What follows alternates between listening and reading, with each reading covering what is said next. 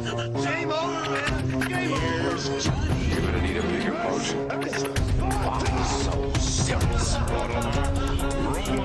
I am Iron Man. This is a tasty burger. Welcome to the InSession Film Podcast. Welcome to part 2 of our 12th annual InSession Film Awards show. This is episode 619 for January 12th, 2025, and I'm JD Duran. And I'm Brennan Cassidy. Hey, thanks for joining us, everybody. I'm so excited. It is our top 10 movies of 2024. I'm very excited. It's it. It's the best of the best. The best movies there was. The best of the best of the best. Exactly. I'm very excited to dig into this. And of course, joining us once again, the great Dave Giannini is back for round 2. Dave, how you feeling? Good. Who's ready for like another 250 minutes of movie talk for 2024? Let's get it. Let's do it. Yeah, part 1 was not enough. We learned so much from the Brutalist that longer is always better. Exactly. This is a family show, so I'm not going to comment on that. I'm just going to leave it right there. Fair enough. Speaking of fun content, though, part 1, I do want to encourage you to go check that out. That was the InSession Film Awards, as we went through many categories talking about the best acting of the year, the direction, the songs, the music, it all. It was a great time. That is available right now if you want to go and check that out. And we are now here to offer up Best Picture, if you will, as we get into our top 10 movies of 2024.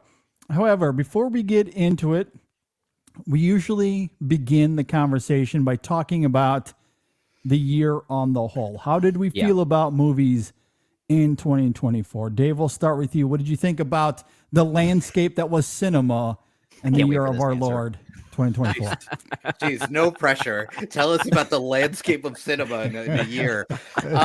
This is a weird year. I was going through my list today because my top 10s and top 25s, like there's so many movies to pick from, and things move spots, things you wouldn't think, and there's a lot of options this year, kind of. I think I've spent too much time online this year talking about access. And I was just looking at my top 25, and 10 of my top 25, if I didn't have access to screeners, I would not have been able to see. So that stinks. That's so bad. Yeah. I hate that. And I hate that for people who are not lucky enough to be in the position I'm in, let alone lucky enough to be, in a major city where you have a lot of access. Right. So with that in mind, though, I think every year there are jerks on the internet who say this is a bad year for movies. And really what that comes down to is a skill and an effort issue. Yeah. There are great movies every year. Sometimes you just have to dig a little deeper. You have to do some research. You have to sometimes go through streaming. I mean, maybe one of us will have a movie on their top 10 that was, on Netflix or on Amazon Prime, and it never got a theatrical release. And I think in many ways we're still recovering from, the year when everyone was sick and people were dying and we weren't sure about the theatrical experience, and we kind of still aren't sure about it. Like we'll have movies come to like my town for like a day and then they're gone. So unless you are, rich beyond means and you don't have to have a job, then you might not be able to see that movie in the theater. Right. But there are great movies every year. I think the movies this year for me are smaller movies. Last year was interesting because we had the Barbenheimer, we had this massive year of theatrical stuff. And this year we didn't really have a bunch of that. A lot of the movies that did well in the box office kind of suck. But that's okay, and not suck. Suck is too strong, right? They are 4-quadrant movies. They are designed for everyone to like and enjoy. I mean, Moana 2 kind of sucks. So that's at least. I will take your word on that one. But in general, I think the exciting movies are the ones that challenge you and the ones that challenge the form. And those are the things you really have to seek out. There are small filmmakers. There are female filmmakers. I get on this at least once every 2 or 3 weeks, but take part in that 52 films by women challenge and really expand what it is to watch a movie, what it is to watch a movie from a different perspective, because those are the things that are the most exciting. Are things that Ebert kind of talks about, like it's the empathy machine, right? Like this you could put yourself in other people's shoes, and every year there are hundreds and hundreds of opportunities to see things from a different perspective. Like, yes, this is a business, but for me, it's art first. Right. And I know JD gets up in arms about making art into sports. Right. And, it's weird because we're kind of. Nice shirt, JD. We're kind of doing that here. But I think all of us, I'll speak for you. Tell me if I'm wrong. But like for me, my top 10, I would be happy to watch any of them at any moment. Like, let's do it. Like, if you want to just put a little randomizer on my top 25, I'm kind of fine with that. Like, so many of these movies could switch depending on my mood or depending on when I watched them or how I was feeling when I watched them. So there are tons and tons of great movies every year, and 2024 is absolutely no exception. Yeah, I think you make a lot of great points there, Dave. I think maybe we were a little bit spoiled with event films in 2022, like Top Gun Maverick or Avatar: The Way of Water, or of course Barbenheimer in 2023. So 2024 certainly doesn't have that cultural touchstone that's going to define the year cinematically. Like, people aren't going to remember this year in the same way that we remember those past years. That's not a bad thing. It just makes it a much stranger year by comparison. I don't think it is as strong of a year when compared to some of those prior years, but I do think it is a more interesting year. I think it's a very intriguing year for all the reasons that you're talking about. And I think the reason why, and we're seeing it a lot with the award season now, which has really been all over the place. There's really no consensus. There's a real lack of consensus with regard to what some of the best movies of the year are. And JD and I often joke about this, how we sometimes have the same brain. We tend to always have quite a bit of crossover on our respective top 10 lists. We'll definitely still have some crossover this year, but if there's any year that JD and I have even less crossover, it's going to be this one. Because there has been a lot more variety in that way that made the year so much more intriguing if it maybe wasn't as strong in totality by comparison. Because I look at, let's say, my top 25, I'm kind of with you, Dave. There's almost like this random generator effect on it. I mean, I'm very happy with, let's say, my numbers 1 through 6, for instance. I feel like those are pretty much locked in at this point. But there's a good chance that if you shuffle my 7 through 25, that there's almost no disparity between some of them. You're like, that looks like a good order. That's fine. It kind of is. That's a great point. Yeah. But that kind of makes the year really interesting to me. So while maybe you can argue the breadth of films wasn't as strong as before, I kind of like the weirdness of this year. That makes it more fun to dissect and talk about. And I'm really looking forward to this conversation we're about to have for those reasons. Yeah, keep it weird. Love it. Yeah. I agree. And I have to echo a lot of what you guys are saying. When you look at the film holistically, especially from a Hollywood perspective, sure, it was a bit of a disappointing year. A lot of what came from the major studios were very disappointing. However, when you break it down as to what was really great about the year, and this is what drives me crazy about those that claim it is not a good year, there was so much that the year had to offer. Now, did you have to do a little bit of homework?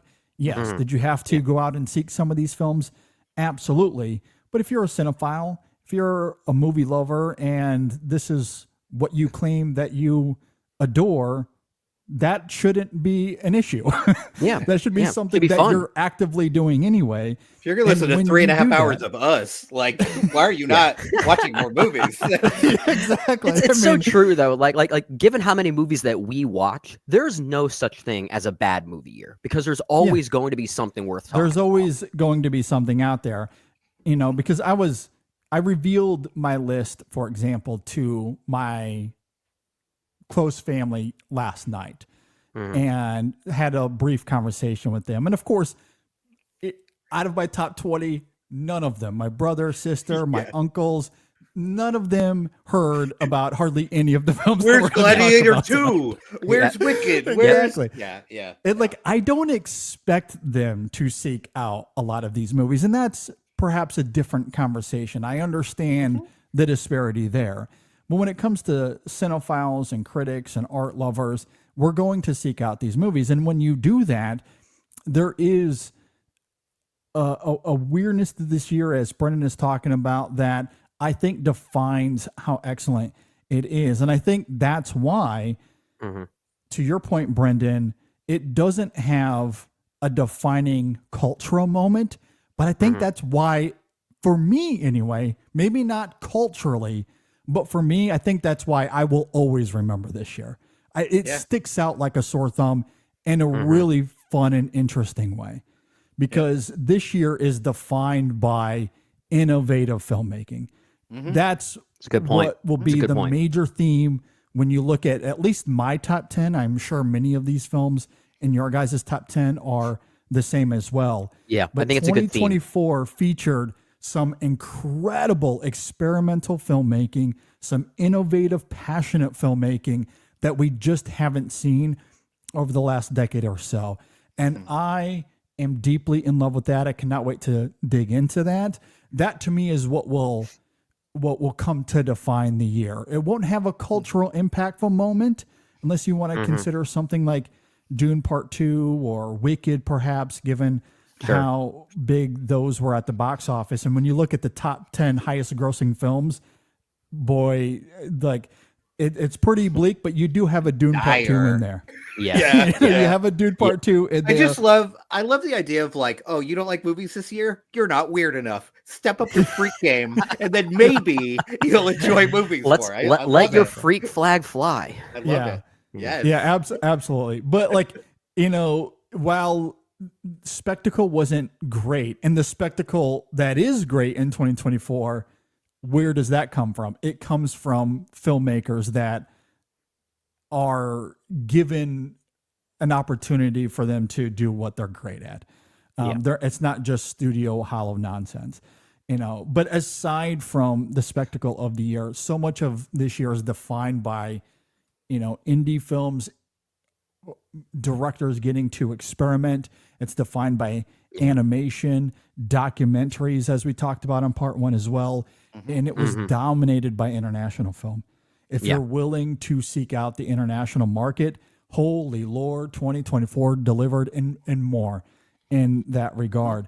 So the year certainly had a lot, but it was dominated by the movies that you did have to go out and do the research on, and that includes even the output from something like A24, who, we all admire what they do, but they don't want you to see their movies. So, but they're not exactly the greatest marketers. They want you to see Civil War, but maybe not Sing Sing. Exactly. There was a report, and that's another great example, right? Sing Sing did not come with much fanfare until it started to get attention on the award ticket, and then all of a sudden they're like, "Hold up, we're going to put this back in theater." So it was the this week, Awards, as this right? episode comes out this week, it's coming back to theaters. Go see it. Go see it in the theaters. It's a good movie. Yeah, exactly. Good movie. Or there was a recent report from some people that got to interview Sebastian Stan, where he was talking about they had to kind of push for this with A24. A24 themselves were kind of resistant to that film, which speaks to why it did not get any sort of awards fair or attention from them. It's all been behind the scenes. It has not been the movie they have been pushing. Making it weird. Sebastian Stan's been garnering so much of this on because of the merit of the performance and whatever he's doing, not necessarily what A24 has done. So it certainly speaks to, I guess, the weirdness of it all. I guess a lot of word to say. It's been a very weird year, but it has been. It's going to be a year where the art itself speaks volumes, and I that's what I'm excited to talk about here. So, okay, with all of that said, as we get into our top 10 of 2024, maybe don't expect Moana 2 or Deadpool and Wolverine to show up because that's just not going to happen. Yeah, we don't No do Godzilla worst of X Kong lists here. here. We don't do Yeah. worst of lists in InSession. We do not. We celebrate movies. That's We're right. And we're not celebrating against movies like that. Those movies just weren't very good. Well, and also, like, I will just say, like, if you enjoyed those movies, I'm really happy for you. Like, I have a bunch of friends who loved Deadpool and Wolverine. And Same, sure. Yeah. my reaction now is like, man, that's great. That's great. I wish I had the experience you did. I'm happy for you. Yeah, Like, exactly. I never get mad at people for liking something I disliked. It's more so I get mad at myself for maybe not seeing what they saw in it. Right. Because sometimes Unless- you want to share that joy. you know, unless Yeah. it's a movie that's like, you know, out to hurt people, I'm happy that you're Well, happy. I mean, like a movie like Moana 2 is one I'm actually like that one I want everyone to hate because I Just hate let the circumstances of children that. live, will you? Good God. That Well, that movie made me hate it's- kids.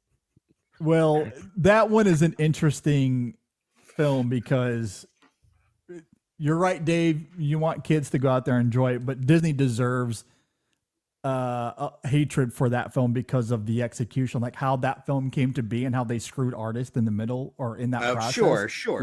They deserve to burn in hell for that. circumstantial but- is really what we're Totally talking different about. conversation. Yes. Yeah, Like, yeah. We could get into the Spider-Verse of it all. Like, it's yeah. oh, not great. Uh, guys. It's a huge epidemic. At any rate, I do agree with the general idea. That's how I feel about Wicked. I love the musical. Why am I the positive one, by the way? I feel uncomfortable with me being the positive one. I don't like this. I'm gonna have to we'll have to start over. I'll have to turn around and come in and do something different. Dave, you're being well, too nice. I guess we're just gonna have to start the show over again, guys. So let's just reset the buttons here. This is right. is not Dave. This is some clone of Dave. That's right. All right. With all of that said, let's go ahead and jump into our top 10 movies of 2024. Let's celebrate. Let's celebrate the year. It was a good year. I cannot wait to talk about these movies. All right. Dave, what is your number 10? My number 10 is The Substance. A movie I really, really enjoyed, and I'm so angry that I never got to see it in the theater. This is another one of those movies that Wow. showed up for a week and then it was gone. So I watched it at home with my wife, and it was great. I thought I feel like maybe Margaret Qualley's getting a little too much credit. I think Demi Moore is definitely the heart of this movie. It's great to see her getting awards buzz. I love that this movie, strange for a movie that is insane for the first hour and a half, that in the last half hour, you're like, oh, now it's getting really crazy. Like it takes a complete right turn when you have the monstrous creation show up, which is not only amazingly put together, but some of the funniest moments of the year in cinema. The scene where it's that good monster puts in that earring and just kind of, taps it, Or it tries to iron the hair. I mean, it's just fantastic. And the paper cutout of the face, and no one notices that it looks weird. It's incredible. And I love a movie that goes for it. And The Substance, if nothing else, they go for it in this movie. There is no way this movie should have ever been made. I am still shocked that it exists. Does it have problems? Sure. But I like the fact that it's very clearly a movie that's talking about how Hollywood treats women, but it's also a movie that is talking about how women treat themselves. And I thought that took a lot of courage, not only for the director, but for Demi Moore to get out in front of this movie. Very brave. Yeah. Talk about it so eloquently, and her performance is wonderful. And it's funny, in a movie that is gigantic, maybe the best moment just involves Demi Moore and a mirror. Yeah. It is deeply affecting stuff in the middle of body horror. And I love the fact that we can have a movie full of body horror that also has some quiet moments that really stick with you. And I double love that this movie might be getting Oscar nominations. This rules, because every year we talk about this, right? We talk about horror is disrespected. It never gets any awards love unless it's Silence of the Lambs or Black Swan. It's got to be quote unquote elevated. And I know people hate that term, and they have every reason to hate that term because it kind of denigrates the history of horror, which is deep. I mean, Yeah. we talked about a vampire movie this year. The original of that came out in what, 1922? Yep. Like, this is a genre that's been around for a long time and allowed young filmmakers a chance to do amazing things for cheap. Yeah. And I love the fact that this is getting that kind of attention, and there is no more horrifying scene this entire year, maybe this entire decade, than that man eating shrimp. I never want to experience that again. It made me hungry. You have serious problems. I just want to make that clear. We know. We know. So yeah, The Substance, I have heard that it's great to see in a crowd. I wish I could have experienced that. But Yeah. even despite watching it home twice, still number 10 for me this year.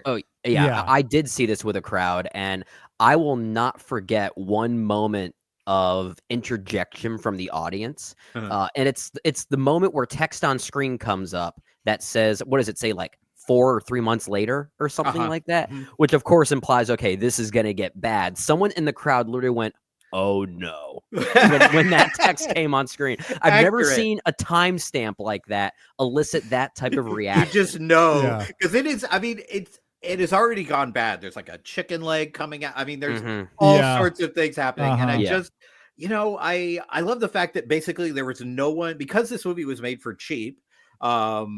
There was no one that was going to go, you can't do that. Yeah. and Coralie Forget was just like, okay, it's made with go. such conviction, so much conviction there. And it's interesting, we didn't really talk about it much during our award show for part 1. In fact, it kind of went unsaid for the most part, so I'm glad we're getting the chance to talk about it a little bit here. It is in my 11 through 20, doesn't quite crack my my top 10, but I will say, out of any movie this year, The Substance is the one I'm probably most excited to recommend to people and watch with them just to see their reactions. Yeah, absolutely. I think for my awards, it was like in that 6 through 10 range, and a lot. It was of like, things. it was in so many of them, just missing out by a bare margin. But man, you want to talk about movies I enjoyed watching this year? I mean, this is close to number 1. I had a great time. Yeah, what's fascinating about this film is it certainly speaks to what we were just talking about a moment ago in terms of what's going to define this year as it relates to innovative filmmaking. It's a big one. It's quintessentially that. And it also speaks to what Brennan was saying in terms of you have a top 10. And for me, I would even go as far as to say, like, my top 13 is pretty solidified.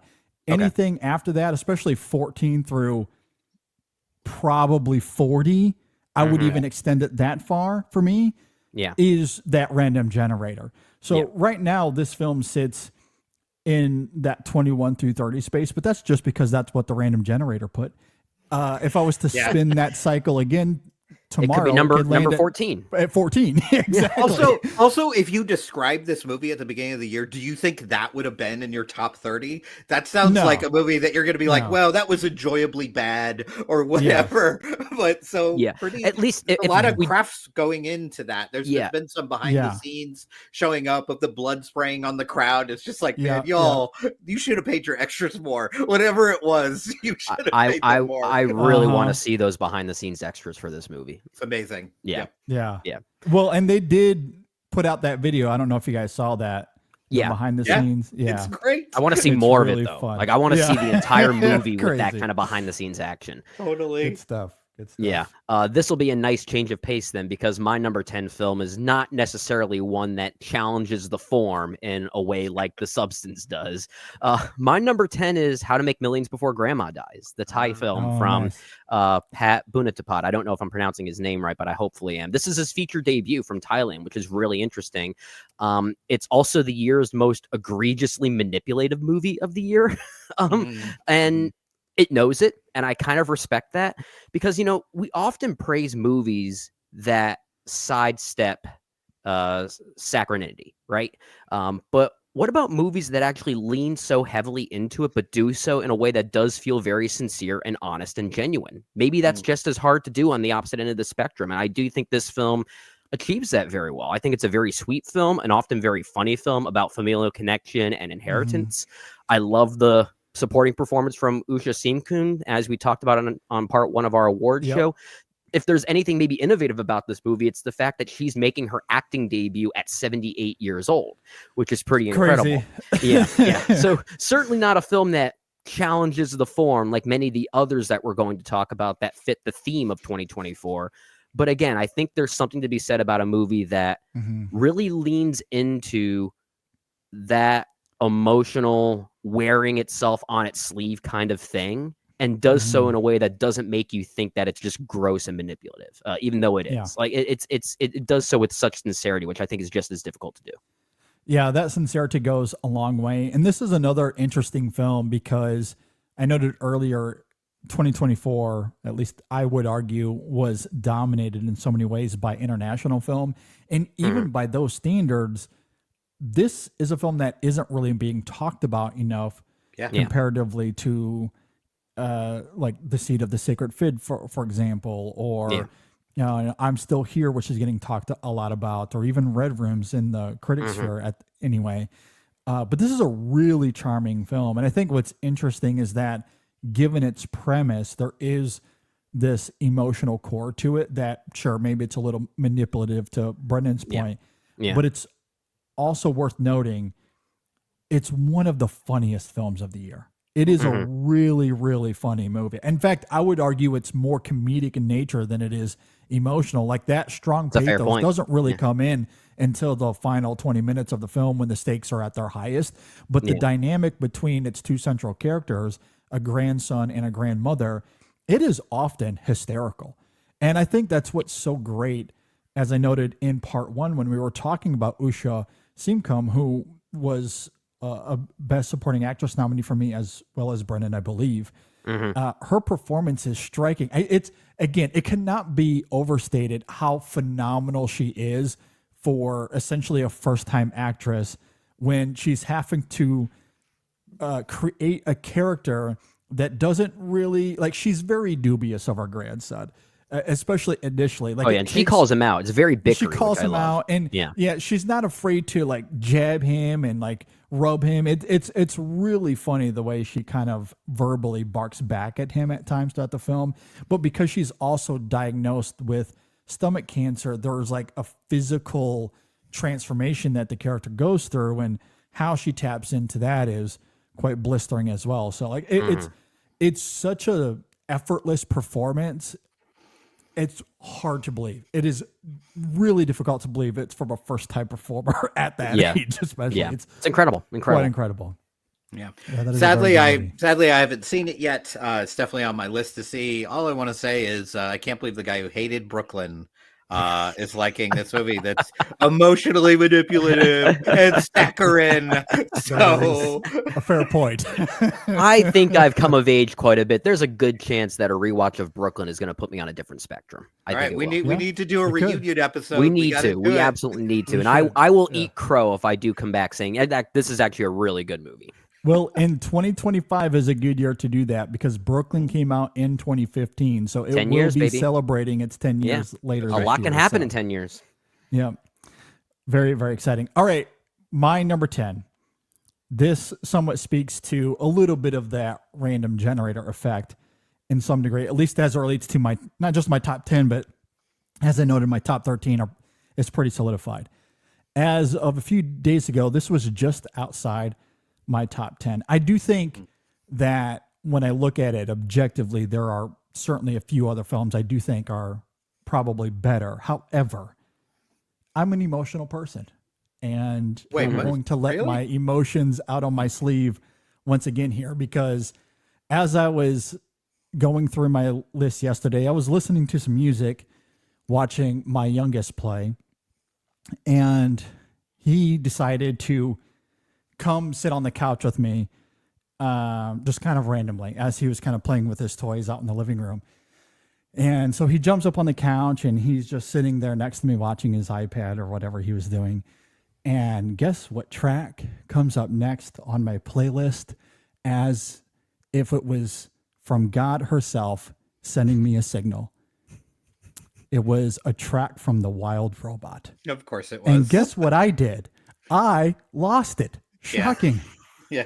We're all very, very surprised. Yeah, exactly. I'm sure you all are. And when you get such a serendipitous moment, you just go with your heart. And that's exactly what I have decided to do, because I was sitting there utterly weeping as not just any track, but the track. Totally random. I Could Use a Boost comes on, and it did not take long. I started to unravel as Andrew was sitting there next to me. And I decided, you know what?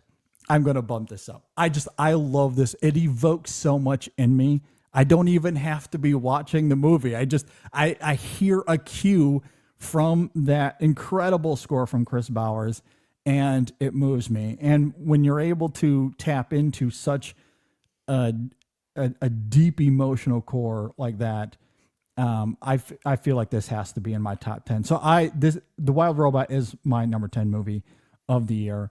And it's a movie where I was really taken aback. I kind of had a gut feeling I would respond to the movie, but I was still surprised by its examination of parenthood and love and acceptance. And I think probably because I'm such a huge fan of Hirokazu Koreeda, and my God, does The Wild Robot evoke Koreeda with its storytelling. I was really surprised by that, and I think it does it effortlessly. It's really, really great. And Roz as a character, as someone who discovers that she's capable of reprogramming herself in order to take on the responsibility of parenthood, I think that is such brilliant symbolism, and I love how that shows itself in the film. There's a couple of lines from Roz where she says, "I don't have the programming to be a mother," when another character says, "No one does, we just make it up." I think that it's funny in the context of the film, but it's also such a poignant line that is very, very true. Or I love that moment when Fink is telling a story about how Roz became the mother to Bright Bill, and she interjects at one point to say, "I will not leave until I have completed this task, which has delayed me, damaged me, and violated my protocols, potentially voiding my warranty." Yeah, that's parenthood. Yeah. That is parenthood. And right.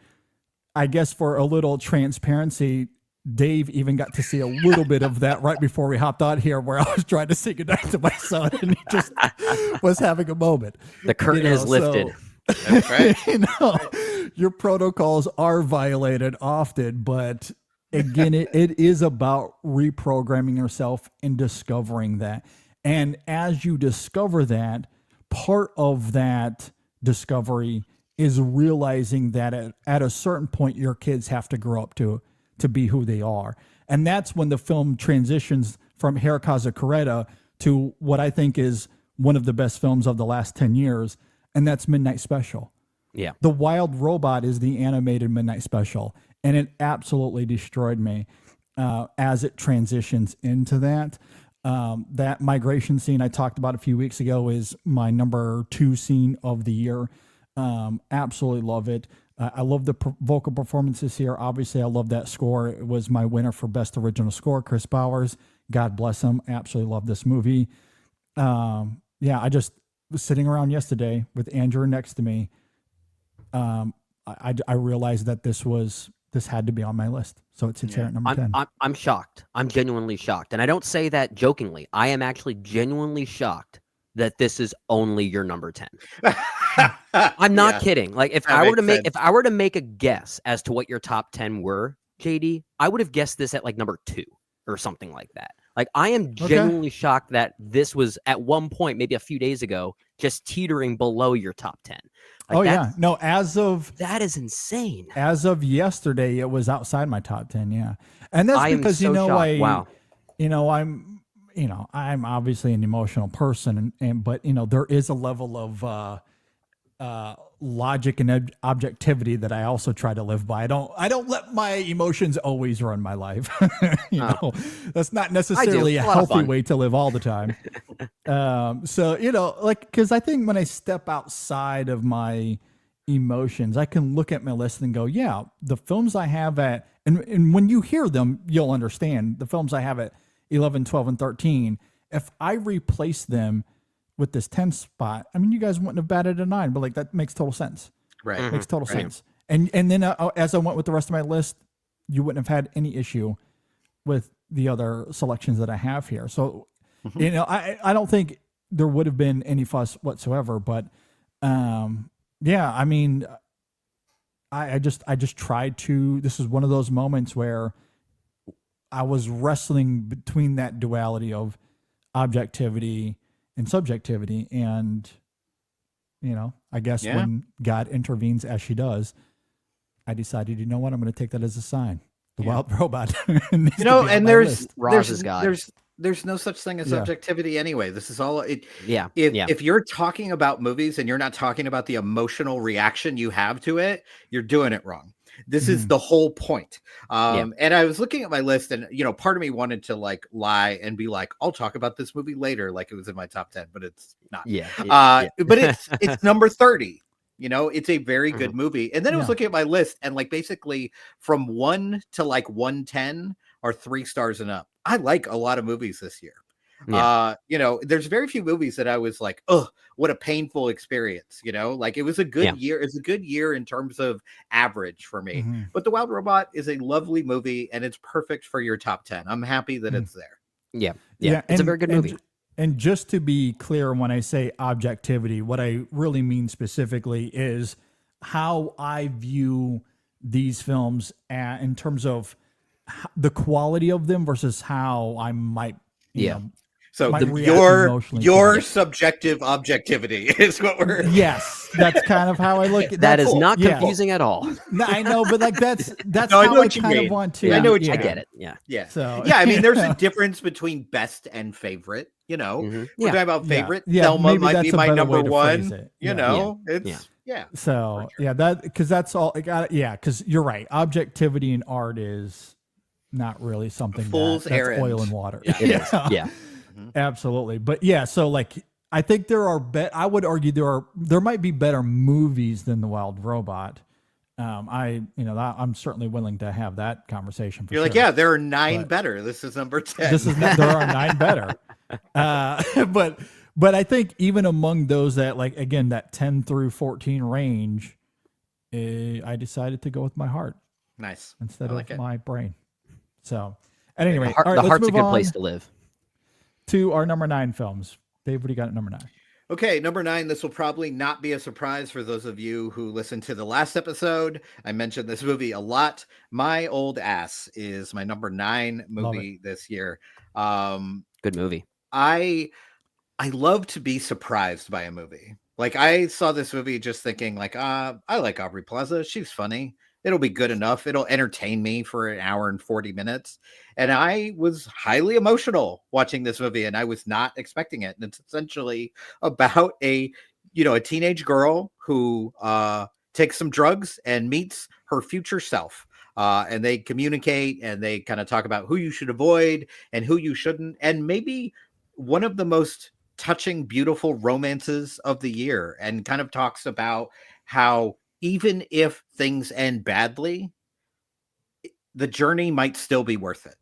And it's up to us to make that decision. Like if you knew today that your partner who you love, something bad was going to happen to them, or they were going to betray you in 25 years, is that 25 years you spent with them, is it worth it?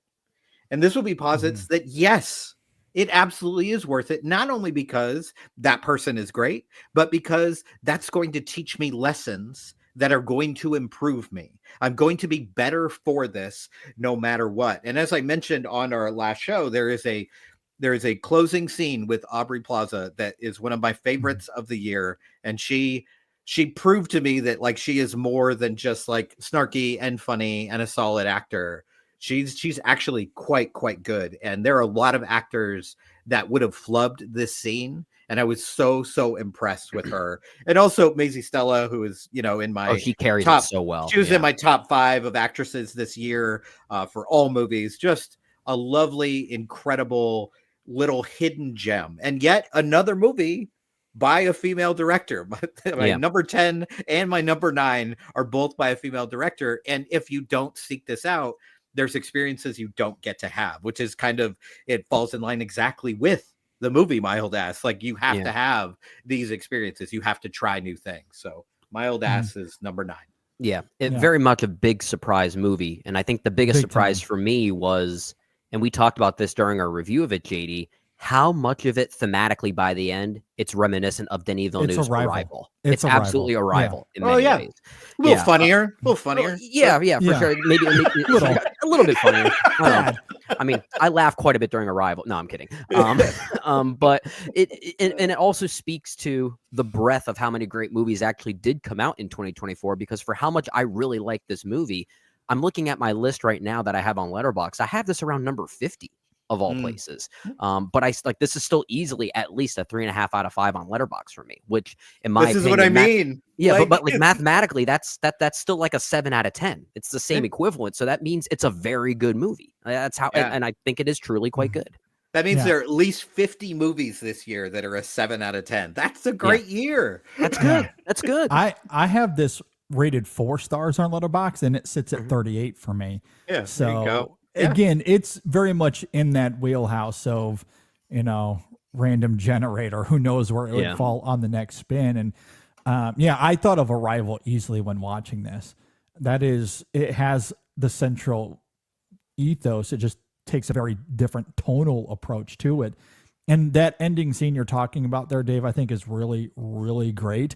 When I was watching this, and I did note this when Brendan and I briefly talked about it some weeks ago here on the show, as much as I love that scene, I equally love the one when Elliot is talking to her mom, and her mom my is God, telling yeah. her the story of Yeah. when Great she scene. was learning to fall asleep as a child, as a toddler, and how sad that was, knowing that she would never get to rock her daughter to sleep again. Yeah. When I was watching that movie, the night that I watched it, I was watching our InSession Film Arrival T-shirt. So it was a little serendipitous in that regard. And that night, my wife was gone. I can't remember the exact details, but she was gone. And guess what happens? Andrew wakes up, and guess who has to rock him back to sleep? This guy does. I was literally minutes away from watching this movie and experiencing that moment with my Arrival shirt on. And Jeez. here I am having to rock Andrew to sleep and completely lost it again. This year for you, JD, has been all about God taps. Is Yeah, basically yeah. what this has been. Yeah, it's been very strange in that regard, I guess. It's incredible. Yeah, incredible. the coincidences have been through the roof, but yeah, that moment very much slayed me for sure. Yeah, I love that movie so much. Very good movie. It's a nice transition into my number 9, which is also one of the biggest surprises of the year. But I think this is one that also goes hand in hand with what we talked about earlier. The central theme really being movies that challenge the form in some ways. My number 9 is Hundreds of Beavers from Mike Keslick. And I mentioned this on part 1 of all the movies that really tried to challenge the form in some way. This is the movie that had the most fun doing it and really took so much joy in doing that. This essentially functions like a live action Looney Tunes episode in the style of a 1930s silent comedy. But what really took me aback, and probably what surprised me the most, was that there actually is a lot of very clever editing and comedic timing here. Oh, yeah. That actually gives this kind of a almost contemporary feel, a newness to it. It doesn't just feel like pastiche to me. There are a lot of visual familiarities you can trace it back to, but that newness and how it still feels sincere and loving is kind of what makes the film feel like this, like this form of reinvention of a classic form, which is, again, I think something that's very challenging to do, to take something that is somehow both familiar and so unfamiliar at the same time, which I think this movie does very well, on top of it also just simply being funny as hell. I laughed a lot during this, so I really enjoyed it. I've seen it twice, and I enjoyed it just as much the second time around. It's another one of those I kind of want to share with a bunch of my friends and watch their reactions during. I'd be very curious to see how they take it. Yeah, that one's in my top 25. I kind of wish it had enough animation in it to qualify, because that would be, to me, like I think that would be my top rated animated film of the year. And you brought up a lot of great points about its comedy, about its editing. It's also like briefly a really nice little romance. Like you really do feel that connection between those two characters, and it's just so kind of sweet. It's so sweet, and it's so different, and it's, when you watch as many movies as we do, it's always nice to go to a theater and watch a movie. You're like, I have never seen this before. Yeah. This is brand new. And I definitely had that feeling watching that movie. Yeah, I really enjoyed it. Okay, moving on to my number 9 of the year. It wasn't the greatest year for Hollywood and spectacle, but there are a few films that do come to mind. One of them is my number 9 here, and that is Dune Part 2. I absolutely adore this film. If Dune Part 1 was akin to something like Fellowship of the Ring, I think Part 2 is equally a fantastic Two Towers. What Denis Villeneuve and Greg Fraser do here is astounding. It is an incredibly immersive experience. The cinematography, once again, is utterly engrossing, continuing its dusty, arenaceous aesthetic. I absolutely love that.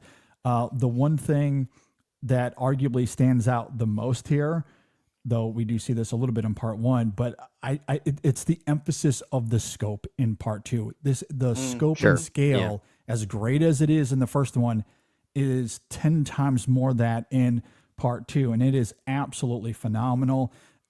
We, of course, have talked about how Part 1 is mostly this coming-of-age narrative as Paul reckons with the idea of him becoming the chosen one, but of course, all of that is a sleight of hand, because we know that this is a story that is a cautionary tale for messianic worship and blind followership. And what I love about Part 2 is that most of its runtime is dedicated to subverting that dichotomy in Paul. I absolutely love how that unfolds in this film, especially with the inclusion of Stilgar and his fanatic faith. That has certainly become memeified a lot in 2024. If there is a cultural that's probably it. Definitive thing. Yeah, it's probably that. I do love that about the film, and then how that kind of coalesces to Paul's turn near the end. I think that's an electrifying scene here, and the performances are all really, really great, and taking this material and honing it and turning it into what it is. Chalamet is fantastic. Bardem, of course, is really, really good. Rebecca Ferguson, Austin Butler's having the time of his life, and his little role here. Oh yeah, he's enjoying himself. I do love quite that. a bit. He's having a lot of fun. I like Zendaya as well. Josh Brolin. So yeah, the cast here I think is really, really excellent. But aside from the cast, I also want to shout out Hans Zimmer as well, because I did have him as a nominee for Best Original Score. I think his work here is equally as great as Dune Part 1 as well. The operatic spectacle we see here and how that is funneled through the camera. Like I love what the camera does. Say what you will about Denis, but what I love about him, and I don't know how he's been able to take control of studio executives in this regard, but they give him a lot of money and he's able to turn out something that is so antithetical to what we mostly get from the Hollywood slot machine. And it's just incredibly redolent. Every image here is incredibly evocative, but more so than just how it looks, the large grand storytelling that is Dune. I think all of that is incredibly incisive here. I love it. I absolutely love what he has done as far as Dune Part 1 and Part 2 go. And I'm excited to see how it all crystallizes with this next one. Yeah, I guess Dune Messiah is the next book that he'll be adapting for the third movie, which I don't know if he'll call it Dune Messiah or if he'll call it Dune Part 3. I kind of hope he does call it Dune Messiah, because there is this wonderful yin and yang between Dunes Part 1 and 2. And a lot of that is because it's based off the first book from Frank Herbert. But I love how when you put those two films together, Parts 1 and 2 specifically, I love that it's basically Lawrence of Arabia, because Lawrence of Arabia was very much a movie that was a tale of two halves. You had the hero's journey and then the fall of the hero in the second half, and there was a clear distinction between those two halves. And Dune's Part 1 and Part 2 kind of do something similar with Paul Atreides. So the way it deconstructs the white savior narrative, and how Frank Herbert was even doing that way back in the 60s with his first novel, is really impressive. Yeah, it's definitely the best Timothée Chalamet movie this year. So. I also agree with that. I would agree with that. Yes.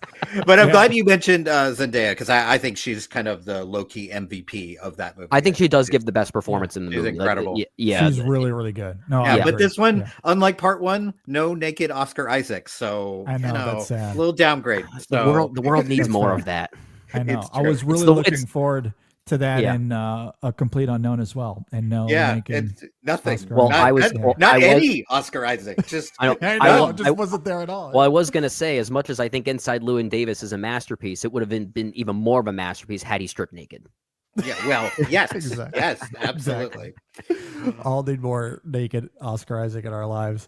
At any rate, I love Dune Part 2. It is my number 9. All right, Dave, what do you have at your number 8? All right, my number 8, I have a sneaking suspicion maybe it's on one or both of your lists. I'm not sure. A Different Man is my number 8. I love a weird movie, man. Okay. You will notice a theme as we get closer to the top of the list. But this is a movie I was actually able to see in a theater, which was very exciting because we don't get movies like that in Lexington, Kentucky, and it was here for 1 week. So we managed to see it. Was that the Kentucky Theater for that one specifically? It sure was. Yes, makes absolutely. 2 amazing performances, both of them, and it is a deep shame that Adam Pearson is not getting any awards love, it appears, because what a performance. Like, this is not a thing where it's like, oh, he's good despite his disfigurement, he's blah, blah, none of that. It is a great, charming, fun performance and the perfect foil for Sebastian Stan. The two of them together are magic. There's a body horror scene in this one too. So 2 of those on my list already. And it's one of my favorite scenes of the year is the removal of disfigurement from the Sebastian Stan. Yeah, very impressive. And also the makeup in this movie is so good. So fantastic. Yeah. But all of that pales in comparison to the performances. And I think the movie is a beautiful lesson on it's never going to be perfect. No matter what, you may have this one thing or these 5 things that you feel like, if only I could get rid of this, if only I could change this, I would be happy. No, you won't.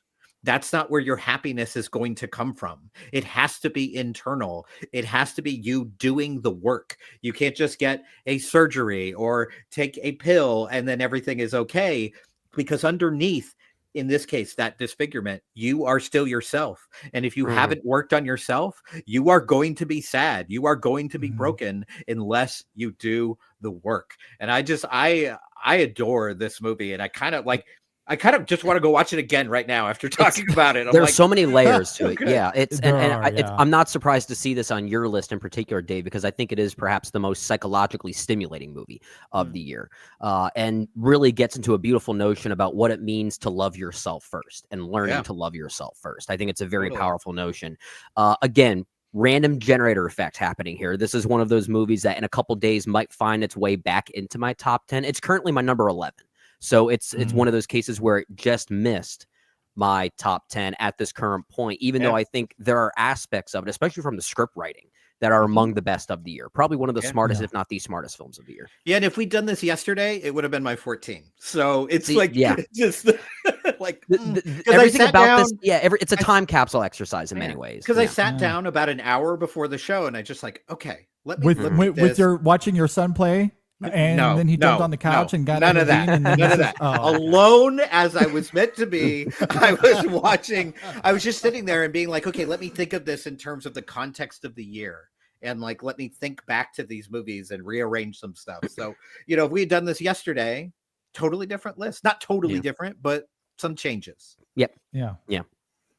Absolutely. Yeah. Really, really great film. My number 8's The First Omen. which I, if you Nice. told me that a prequel to The Omen was going to end up as one of my 10 favorite films of the year, I would have told you to go to bed.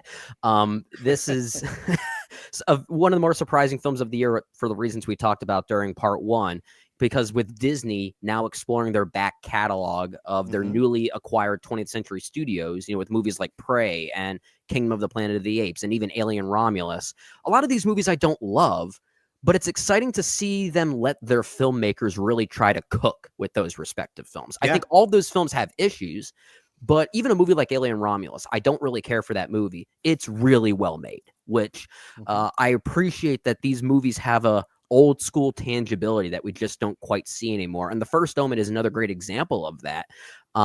It's just almost too good to believe that it stems from that same Disney umbrella. And it's a directorial debut from Arkasha Stevenson. It's so confident, so artful and frightening in its depiction of the church basically using fear as a weapon just to simply increase attendance. That really is what the movie is about.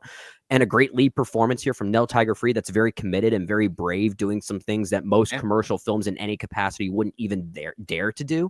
I think it's really quite great. It's up until the final coda, you might even forget that this is actually a prequel to The Omen, because it doesn't really function like one. It functions like some type of artful horror film that maybe a Neon would have picked up as of late. And I think just on those own terms, it's one of the most effective and thrilling films of the year. And the surprise factor of it, I think, is why it has stuck with me for so long. I think it's truly, truly passionate work.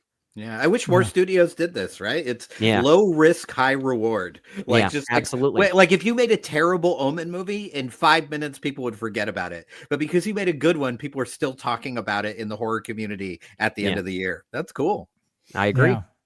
Yeah, this was my pick for best surprise movie, as we talked about in part one. And for all the reasons you talked about, Brendan, it's really, really great. No one would have expected this level of craftsmanship from a prequel, a studio prequel, but here we are. And it's, aside from its craft, which is excellent, I do love what you're bringing up there in terms of its thematic complexities. And I do love those nuances there. That's partially why it's so surprising, right? You just don't expect that level of thematic nuance in a film like that. At least I certainly did not when I walked into the theater to see that, and it blew me away. It's absolutely fantastic stuff. I would love to have been a fly on the wall during the conversations of this movie first being pitched and formulated. Yeah, the elevator pitch. I would love to be there for that. Well, and how the execs basically gave Arkasha Stevenson a blank check to make her own movie. It's almost like the compromise was you have to have a coda at the end that ties it into The Omen, but otherwise do whatever you want. You can do whatever you want. And this is her debut film. They gave this movie to some amazing female director and just said, have at it. And I love that they did that. I love that. Yeah. And that's the good thing about a prequel, right? Is you can do that, because as long as you tie it in, you're not going to like ruin the lore or whatever, right? Because the sequel, you're like, okay, that's not the direction we want to take it. Prequel, like, everyone should just let young directors do crazy prequels and then just slap on a thing in the last 2 minutes and be like, okay, now it leads into And the way it subverts Christian theology is bold. It takes some mighty swings, and I love the film for that. Like, I just love its conviction. It really, the anti-conclave. It's the anti-conclave. Like, it's just well, I love where Conclave goes as well, but tonally certainly very different. But I think, honestly, now that you bring that up, I think in terms of conviction, both films are kind of doing the same things. Yeah, just with a different lens. Yeah, just a very different lens. Very, very different lens for sure. Yes. Good stuff. Love the First Omen, but another one of those, despite it coming from a major studio, still speaks to the filmmaking prowess of the year and how absolutely it's going to define 2024. All right, my number 8 film is Evil Does Not Exist. Whoa, awesome! I love this movie. So, this is one of those hidden little gems that came out in the early summer, perhaps, or late spring. I'm trying to recall here, but It came out earlier in the year with very little fanfare, but I think it holds up as one of the best films of the year. Now, it is a JD movie. It is slow. It is methodical. It isn't interested in pandering or hand-holding. It is extremely well crafted. The cinematography is exquisite. The camera is not afraid to linger or simply observe. The score is excellent. We talked a lot about that, and part one is at one or was nominated for best original score for both Brendan and I. You had it as your favorite score. I gave it the win. Yeah, I did. Nominated for me, but I love how the score is edited to coexist with the film's dramatic pauses. It truly is phenomenal in that regard. It's one of the best edited films of 2024. The performances are really, really great. I do understand why the film might be polarized. Its final sequences are quite extraordinary and weird, but I love its ambiguous metaphorical ethos. What's really interesting is that there is a phenomenal sleight of hand at play with this film. Hamaguchi mostly operates with this entrancing, redolent realism with how he weaves a modern day landscape and conflict with the film's pristine images and evocative intimacy. Yet at the same time, it does play out like a fable, all the way down to one of the characters invoking the light of Little Red Riding Hood as she frolics through the forest alone. And at the end of the film, it is clearly working as some sort of cautionary tale or parable about the intrusion of corporate greed against natural beauty and environmentalism. And I love how the film it's deeply grounded and pragmatic from moment to moment, yet still functioning as this fable. Like it's an incredible duality that almost shouldn't work, but it is magical in this film. I just absolutely love how the film is able to teeter that line. And it has some of my favorite scenes of the year. There's this town meeting scene that takes place. It's so thrilling. One of the best town meeting scenes thrilling. I think I've seen as of late. Oh my gosh, it's really, really fantastic. So I love how it just kind of plays in this world that feels lived in and grounded and real, and simultaneously it's like you're in fantasy land. And from moment to moment, you don't know which one you're in. Like it's really incredible in that way, and how all of that kind of coalesces at the end is just brilliant. It's absolutely brilliant. I love it. It's a very disorienting eco fable, like we talked about when we reviewed it. In fact, we made a lot of weird comparisons to Princess Mononoke on a thematic level. I think there's a lot you can draw between the two films, and I think this is a wonderful film. It is in my top 20. It's sitting around number 16 as of right now. But again, given where it is, it's for me still one of the best movies of the year. Yeah, it's a movie I haven't got a chance to see, and I'm scared to see it because I have a feeling I'm going to be obnoxious about that movie. That feels like a movie that I am going to really enjoy, and I'm going to tell people they're stupid if they don't like it, and it's just going to be bad. That's where Dave gets to be Dave. That's right. I'm not going to be obnoxious about it, but I will champion this film. I am saddened that it's not getting a whole lot of love, even among cinephile and critics. It feels like it's been forgotten a little bit, but definitely overlooked. Similarly to a bunch of these other filmmakers, I just love how experimental it is. I love its filmmaking approach. I think it's brilliant. It does something that, because this isn't the first film to have an eco fable at its core. I mean, you talked about Princess Mononoke. But the way this film approaches it is very, very different. It teeters an interesting line that we just haven't seen before. But I can't just sit here and recommend it to everybody because you have to be patient with it. It's going to test your patience. 7 minutes of this film is literally the camera just panning, looking straight up into the sky as the score plays. That's the first 7 minutes.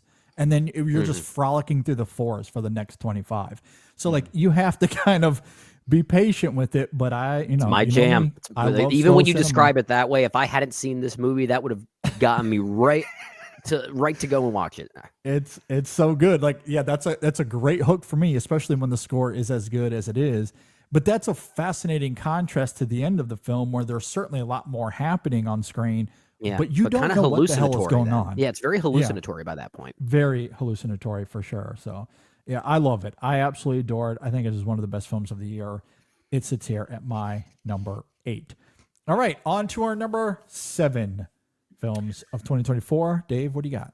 Yeah, my number 7 is my first non-American film on the list. And that is The Beast. This is a movie I forgot to include in our awards. Just plumb forgot to put it in there. Maybe I just wanted to agree with JD for once, and yeah. If you did include it, what would be your 5? Do you have that? I don't know if you have that on hand, but yeah, it would probably be The Beast. I think All We Imagine Is Light. No, it would be The Beast, No Other Land, All We Imagine Is Light, Red Rooms, and then probably Count of Monte Cristo. Those okay. So the Seed of the Sacred Fig, that's the one that falls out. Yeah, that's the one that falls out. Yeah. Gotcha. Yeah. Okay.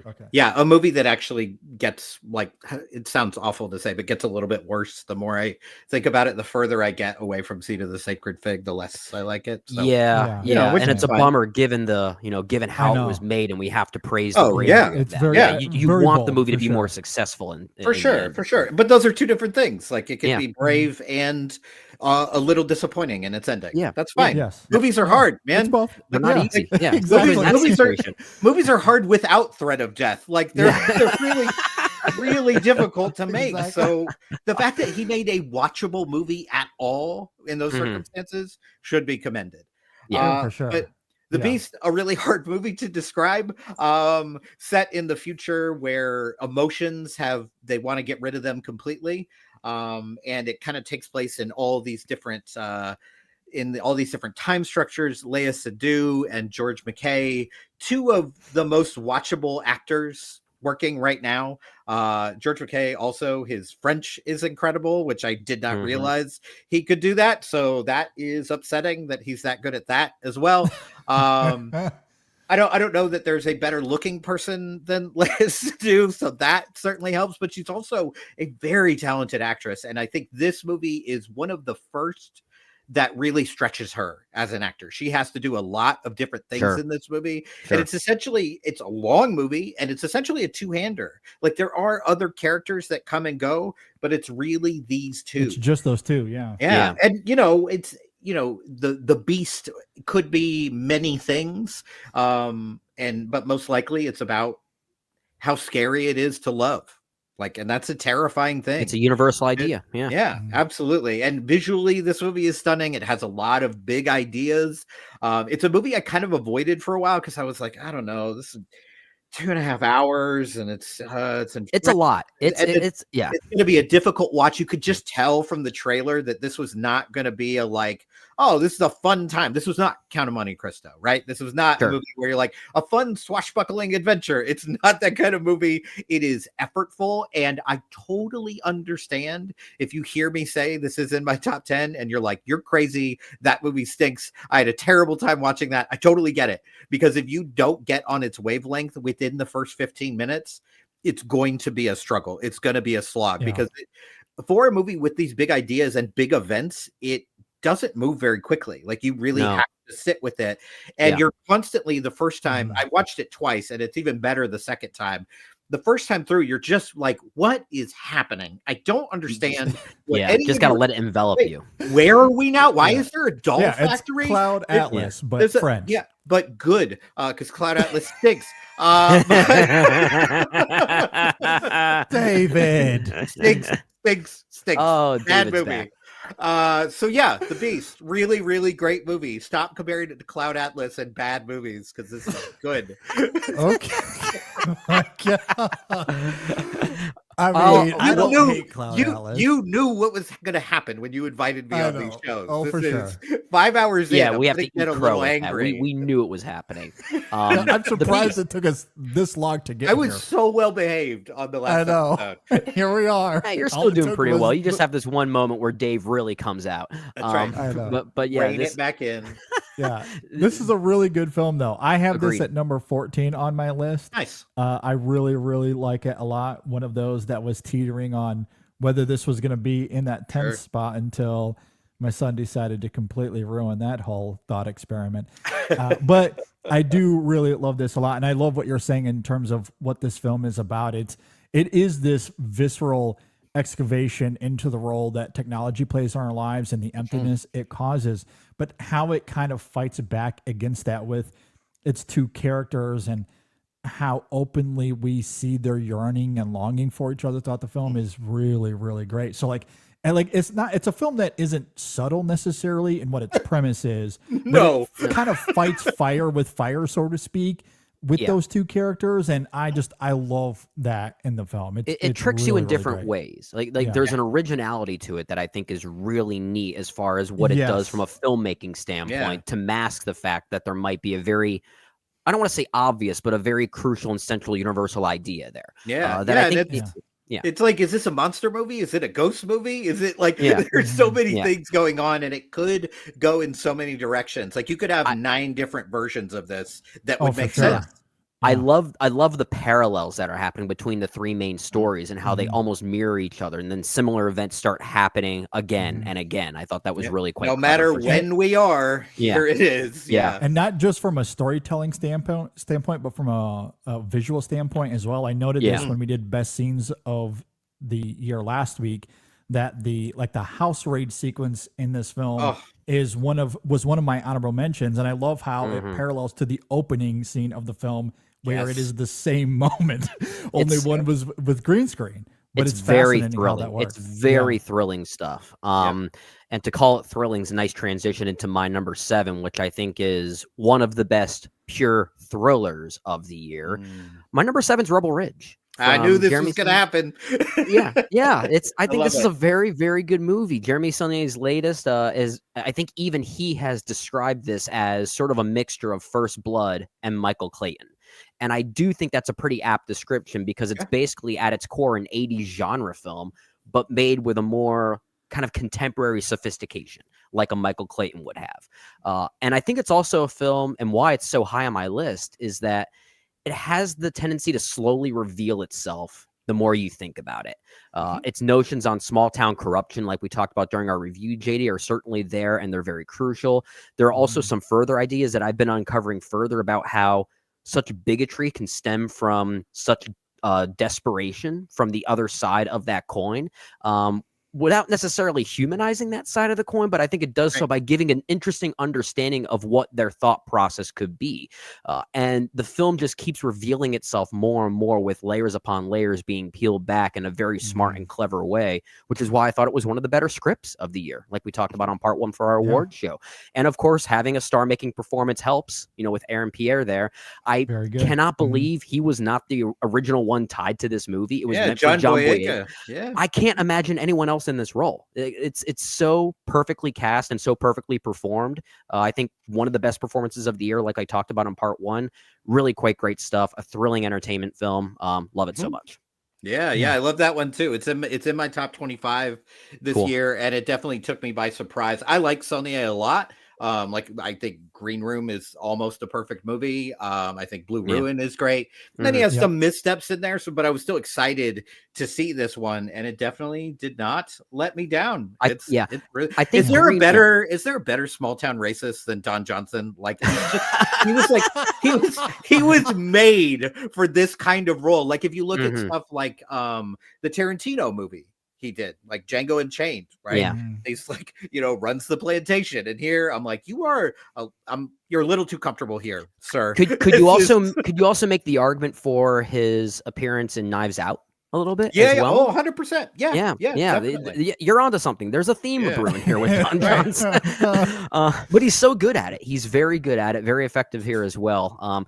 I'm with you. I think Green Room is probably Jeremy Saulnier's best film still. Certainly still my favorite, but I might argue that Rebel Ridge is a more clever film from a script writing standpoint. I'd agree with that. Yeah, for sure. Yeah. Very well I think written. that's all understandable. Rebel Ridge might be my favorite of his. That's fair. Absolutely. I mean, it's very thrilling. I love how it tackles its themes of corruption and racism. As you noted, it has an incredible central star. I don't know. There's something about his films and how he tackles violence with the protagonists seemingly over their heads. But this is a film that kind of subverts that, as we talked about in our review. And I don't know, maybe the uniqueness of that kind of gives it a little bit of an edge for me.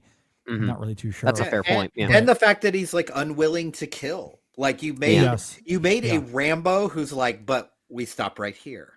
Yeah. Yeah. Because that's not Yeah. what I'm here for. Yeah. I'm just Exactly. here Yeah, to he get limits this himself. done. Yeah. I'm just here to fix this problem. I'm not trying to kill everyone in my way. Restricted Just stop. Rambo. Yeah. I love it. Restricted Rambo. Yeah. Yeah. I mean, that is very distinctive though, for sure. Yeah. And another one of those random generator movies. I have this currently at 32, but go ahead and give that baby a spin and we'll see where it lands. Right. Because who knows? But right now I have it at 32. Really, really good film though. I do really like it. All right. My number 7. This is another one of those that I did not really expect until just a few weeks ago. And to me, it is, again, quintessential to the year and what defines the year in terms of innovative, fascinating filmmaking. You just don't see movies like it a whole lot. And that is Radu Jude's Do Not Expect Too Much from the End of the World. Okay. I was waiting. absolutely love this film. As I noted in part 1, because Jude's screenplay did win the award for me for screenplay, for original screenplay, it is thematically the most dense and complex movie of the year. I love what this film does in terms of intertwining social and political dramas of the past, specifically the 1980s, to today, as the film shifts from a 1980s Romanian drama about a female taxi driving around Bucharest, which is what we see, an actual 1980s movie that is recontextualized here. It parallels to the modern day, where Angela, our central character, is driving around Bucharest as well, as she is finding potential people for this video project that she's in charge of. That on its own terms is extremely impressive. The parallels between the two timelines, I do think is striking. And that's just a tenth of what this film is doing, because it's also wrestling with corporate greed and the tendency of capitalism to blame injuries on of workers on themselves. It's about the Romanian government selling itself to Europe. It's about racism and prejudice of the area. It's about toxic masculinity, and how the film uses TikTok as a literal filter for that here is absolutely hysterical. There's a Yui Bowl cameo that had me on the floor. It is about filmmaking itself, which I think is so captivating here. It's even about the bad drivers and the roads in Romania. There is no way all of this should work in the same movie, and yet it does. I think it absolutely does, because the movie at its core is shouting to the world that the way this world is structured, the way people operate in the world, we shouldn't be able to live this way. There's no way that any of us should make it through a day. And yet we somehow manage, or maybe we don't manage. And that is kind of why the ending is kind of, it's a little dark, because there is an ambiguity to that. But that's what I love about the filmmaking here and the storytelling. And again, just how dense this film is. It's operating on a wavelength that very few others are. And it's great. And again, I think this might be the funniest film of the year. I was dying laughing watching this film. The dialogue is crackling. I noted that Inka Manaleche, again, I'm not sure if I'm saying that right, please forgive me, but I had her nominated for Best Actress. I think she's really, really great. How she taps into the dialogue here is striking. She is very, very funny. One of the funniest performances of the year. I absolutely adore this film. If you're into Romanian comedy and you just want to escape for isn't? 3 hours, exactly. I mean, I think this is it's a film that it understands the nuances of today and the history of how we got to today in ways that few other films have been able to do, at least in one go. Without breaking it down into a series or a series of films or whatever the case may be. There is a lot of thoughtfulness to this film that kind of blew me away. I loved it. My number 7 here. Nice. Yeah, I have to admit defeat on this. I still didn't get a chance to finish it, so I can't comment on it. But given everything you're saying, it sounds like an important one. It really does. I love all those ideas that you're talking about there. Yeah, I would definitely urge people to go and check it out. And it's another one of those that has been kind of sort of making the rounds, but not really. I mean, if you've been paying attention to award season, this has been brought up in critics groups nominations for best international film of the year. I've even seen it as runner-ups for even a few best picture awards as well. So it's kind of slowly there a little bit. I know this is a Mubi release. I don't know if Mubi has actually released this on their platform or not. Perhaps it's coming soon. I don't know. So understandably, there might not be a ton of access to this film yet, but once it is available, I do urge people to go and check it out. I think it is one of the smartest films of the year. Cool. But working in a really diverting way, because again, as nuanced and dense as it is, I cannot emphasize enough, it is hilarious. It is very, very funny. And again, just how it kind of manages those tones here. It's brilliant. Absolutely brilliant. I love the filmmaking innovation here it's stunning. It absolutely blew me away. All right. That was my number 7. Do not expect too much from the end of the world. Let's get to our number 6. Dave, what do you got? So now we get into the range of any of these movies could be my number 1. The top 6 are all 5 stars to me, and a very strange moving from what you just talked about, very different movie. My number 6 is a documentary. My number 6 is No Other Land. I think. Gotcha. Okay. I think this is the most important movie of the year. Sure. Yeah. I think, of course, it is about a topic that many people are uncomfortable talking about. It is fraught with emotion and history and, death. Let's be honest, right? This is about the, Israeli and Palestinian conflict, but it's both bigger and smaller than that. It is about one village, essentially, and how the Israeli government has come in and literally bulldozed this village and told them there is nowhere for you to live. Get out. Right. They have destroyed their entire lives. And I watched this from my privileged place in the United States of America in Lexington, Kentucky, where I own a home. And I start putting myself in this perspective. Like, what if someone came tomorrow, destroyed my home and said, get out? It's almost too big to fathom. Like your entire context is gone. And we're recording this in the midst of another tragedy happening in Los Angeles, with all the fires happening. And, that is a natural event, but a similar thing is happening where their entire context where they're being stripped of their homeland. Being removed. Yeah. So, but this movie itself is deeply sad, deeply disturbing, but also just by the fact that it exists brings hope. Because as I talked about on our last episode, the two people most involved in this, one is Israeli and one is Palestinian.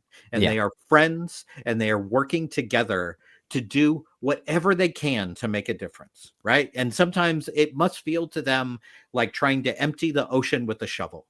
Okay, we're back in it. We're doing everything we can and we don't see any real difference. And yes, this is a hard watch. There is violence in it, although I feel like they do actually quite a good job at hiding how gruesome the violence becomes. Like you understand what's happening, but it's not done for shock value.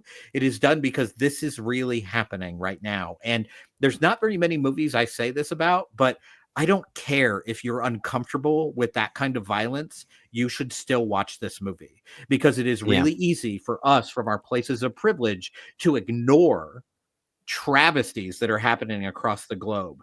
And this is like, okay, we're putting it in your face. Here it is. Here is your opportunity to see, to understand a new perspective. And it's not a long movie. It's like an hour and 20, an hour and 25 minutes. And it's a hard sit, but I think definitely worth your time and desperately important. Yeah. I completely agree. It kind of reminded me of 20 Days in Mariupol in that regard, as that came out last year. Very arduous to watch, but vital and important. I do agree.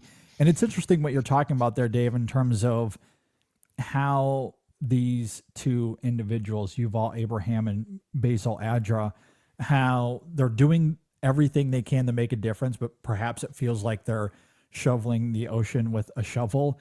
the poster to this film is very evocative of that, right? Where it's just Good point. Basil Adra sitting there on the ground, lying down, almost as if he's helpless and defenseless, brutal. with one of the wrecking trucks behind him, like just going on to do their job. Like it is kind of evocative of that idea, but that's what makes it absolutely a crucial watch, right? As it observes the displacement happening there in the West Bank. And you're right, it is harrowing, but as we talked about in part one, I love how they're actively running toward the violence in order to make a difference. They want to capture this, and not just for themselves or the region, but they want to get this to the rest of the world so that way they can see what is actually happening, not through propaganda, not through the Western news medias.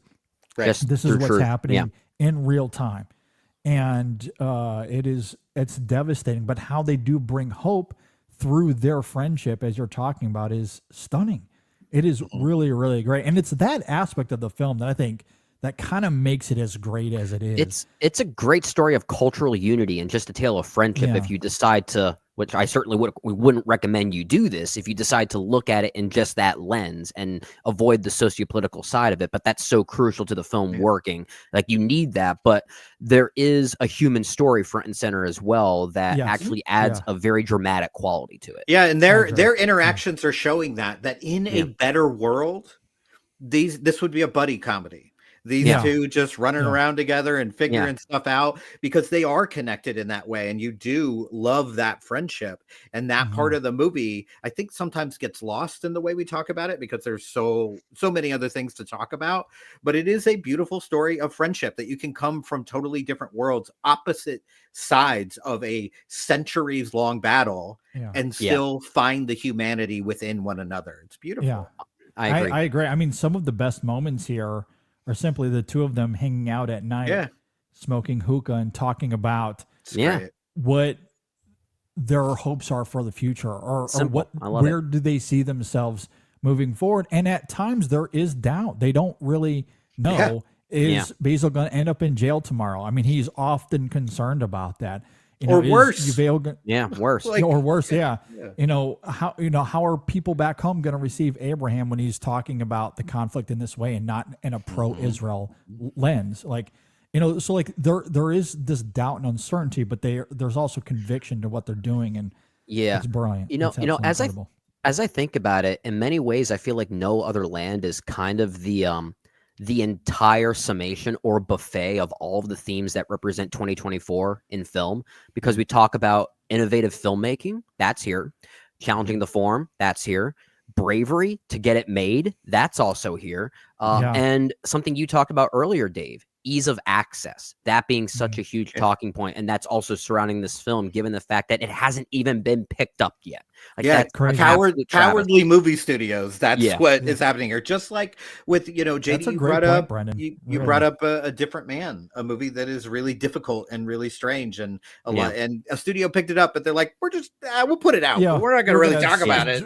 Exactly. Just No, that's a really great point, Brendan. And I think that just kind of makes it more of an emphasis, I guess, as to why it's so important for the year. Agreed. Really good stuff. Really good stuff. Transitioning over to my number 6. Yeah, we're on our number 6 now. Going to another one of my favorite foreign language films of the year. And I think we're at a point now where we're going to start seeing some crossover on all 3 of our lists, maybe at least 1 or 2 of our lists. My number 6 is Red Rooms, the French-Canadian film, the thriller from Pascal Plante. It's hard to believe a movie like this even exists. Seriously. Given where it actually ends up going, it has become even more frighteningly relevant today in light of some recent events. We talk a lot about that before, JD, that there was even some cosplaying happening of another recent killer, right? Given some recent events. And it just goes to show how frighteningly relevant this movie is becoming. It seems like a conventional courtroom murder mystery at first, at the onset, but then it progresses into something just beyond description in some ways. This growing epidemic, I guess, of what they call murder groupies and cosplayers. I mean, it made me never want to listen to an episode of the Crime Junkie podcast ever again, because it just made me fearful that I could fall into a similar trap like that. it's rooted in this contemporary and almost celebratory obsession that many have with true crime nowadays. And while it might not be the most quote unquote literal horror film of the year, it may be the most horrifying movie of the year in some ways. Yeah. Certainly the Yeah. evilest movie of the year. This movie is so Yes. evil, and I love it for it. So love this movie. Love Juliet Garipe's performance. I think it is the performance of the year, like I talked about in part one. Really great stuff. Well, I'll just go ahead and expand on it now because this is my number 5. And okay. I completely with you. I think this is one of the most disturbing yet thought-provoking and bold serial killer films we've seen in quite a long time. I mean, gore and violence is oftentimes horrific. There's clearly a large audience that craves it, but there's something about the sadistic torture and brutality at the core of Red Rooms that is then used as a cipher for Kellyanne's obsessive behavior that I just find more unsettling. I mean, we never see any graphic violence in this film. It isn't interested in surface tension and cheap thrill. Instead, it is more concerned with the polarity between one's fantastical desires to be involved and the consequences of anonymity. I mean, Kellyanne's obsessions and the lengths that she goes to in order to kind of solve this crime, so to speak, the way she becomes a part of the dark web, the overt joy and enthusiasm she displays near the end, it is startling. It is absolutely startling, especially because the film deliberately makes her an ambiguous character. We know what she is obsessing over, but why? She already has a level of fame and notoriety, as we find out she is a model. So it isn't that. It isn't about money either. Is it for justice? I don't think so. Her actions are kind of clouded in this mystery. And I love how the film commits to her being anonymous in that regard. And how it kind of emphasizes that polarity between isolation and obsession. It's really fascinating, and it all kind of crystallizes, of course, and what I would argue is the scene of the year in that courtroom sequence. Pretty near the memorable. end. It is so disturbing. The sound design will put shivers up your spine. If it doesn't, that means that you're dead. You're no longer with us. Rest in peace. But for the rest of us, it is absolutely harrowing. And why, to your point, Brendan, it really is a horror film. It is, yeah. And I mean, and you couple that with, again, the craft of this film, the cinematography, the aforementioned sound design. I love the framing and composition. It's one of the best here. directed films of the year. It is one of the best directed films of the year. Absolutely. It has one of the best performances, to your point as well. Greppy is absolutely incredible in this film. I do really love her performance as well. So yeah, I love Red Rooms a lot. Was one of those nice surprises coming into the year. I knew absolutely nothing about it until some colleagues of ours started talking about it. Yeah. I went into it not really knowing what it was. I just knew it was getting some positive buzz, and that was the extent of it. I'm so glad I went in as blind as I did. I think this is a movie that's probably going to grow in my estimation the further I get from it. I did watch it pretty late in the year. It's in my top 25, not in my top 10, but I have a feeling that if I rewatch it, which is kind of a harrowing idea all on its own, just going through that again, I think it might kind of climb the charts a little bit. But yeah, it's I think, you know, the fact that you have a serial killer movie that its most terrifying moment is basically either a moment of eye contact in the courtroom, or there's a scene of how this awful stuff should affect a normal person, right? You have the person who's with her, and you see her deeply disturbed. And it doesn't show anything; it just shows her reaction. It's a just still her shot. performance. It's beautiful. And that's the brilliance of the composition and framing, because it's just a still camera on the two actresses there. Some great use of red lighting there to kind of bring mood to the moment. Totally. And they watch the scene unfold. And again, there's sounds that certainly you again, can raise the imagine. tension. Yeah. And if you're a Exactly. true crime hater like me, it will make you feel better than everyone else. So it's Ladies and You're like, gentlemen, Dave is "See?" back. Dave is back. Oh, God. see, see, Brendan, you're the problem. I am That's part of how the it- problem. Oh, I feel man. like we've What a established movie, this though. many times, Dave. Our relationship is built on the fact that I am the problem. Yes, indeed. Yeah. At any rate, that is to say, Red Rooms is great. I Mhm. agree. So with you, good. So Brendan. that was your It's number 5. So I guess that was you my can go to number your, 5. So I Yeah. guess you can go to your number 6 now, since we're So in that, going that to stretch. my number 6, that is Jane Schoenbrun's I Saw the TV Glow, an exquisitely crafted film. Good stuff. The use of neon hues and smoke in this film, I think, is quite mesmerizing visually.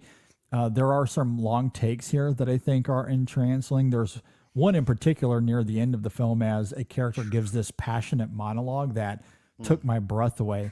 I mean, talk about framing and composition. I love that in Red Rooms, but I think it's sensational in I Saw the TV Glow as well. Every shot is so thoughtfully designed to heighten and further bring clarity to the emotion of these characters.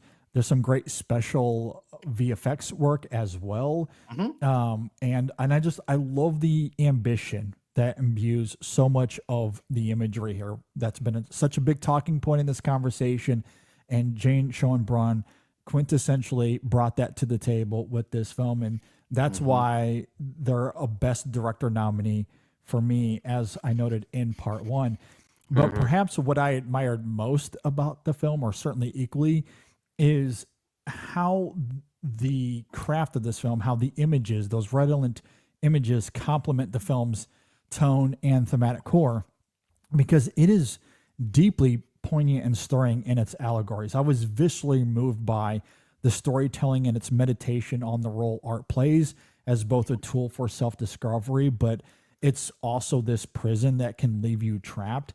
I am obviously not trans and I can't relate directly, but the loneliness and disconnect that Owen and Maddie feel here are extremely visceral. And yes, that's the screenplay. It is certainly the direction. Yeah. I cannot say enough good things though about these performances. Justice Smith, we talked about as one of the best surprise performances of the year. I don't know how that he had that in him. I mean, you talk about an incredible performance, and it's not being talked about enough, but Bridget Lundy Payne, I think, is equally great here as well. And the two of them have such a great rapport and dynamic that I absolutely adored. So, I love where this film goes in terms of its allegories. It gets weird at times, and I love To put it those lightly. brazen qualities. Yes. To put it lightly, I love those brazen qualities. And then it ends in, and I noted this last week as well, because one of the top 5 scenes of the year for me was that birthday party sequence and the bathroom sequence that follows.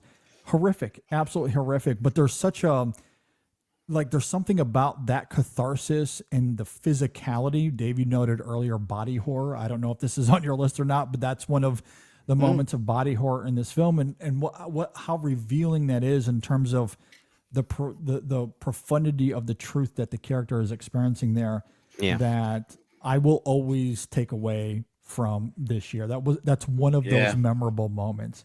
Yeah, JD, you picked the perfect time to put this on your list because it is my number 5, which perfect. would have been next anyway. I was kind of thinking that was the There you direction that this go. was going in. Yes, Toss that right up to you. Yeah, just right there. Agree with everything you said. I remember we talked about this before, but I remember kind of hearing before it came out that well, if you're not trans, I don't know if you'll really connect to it, blah, blah, blah.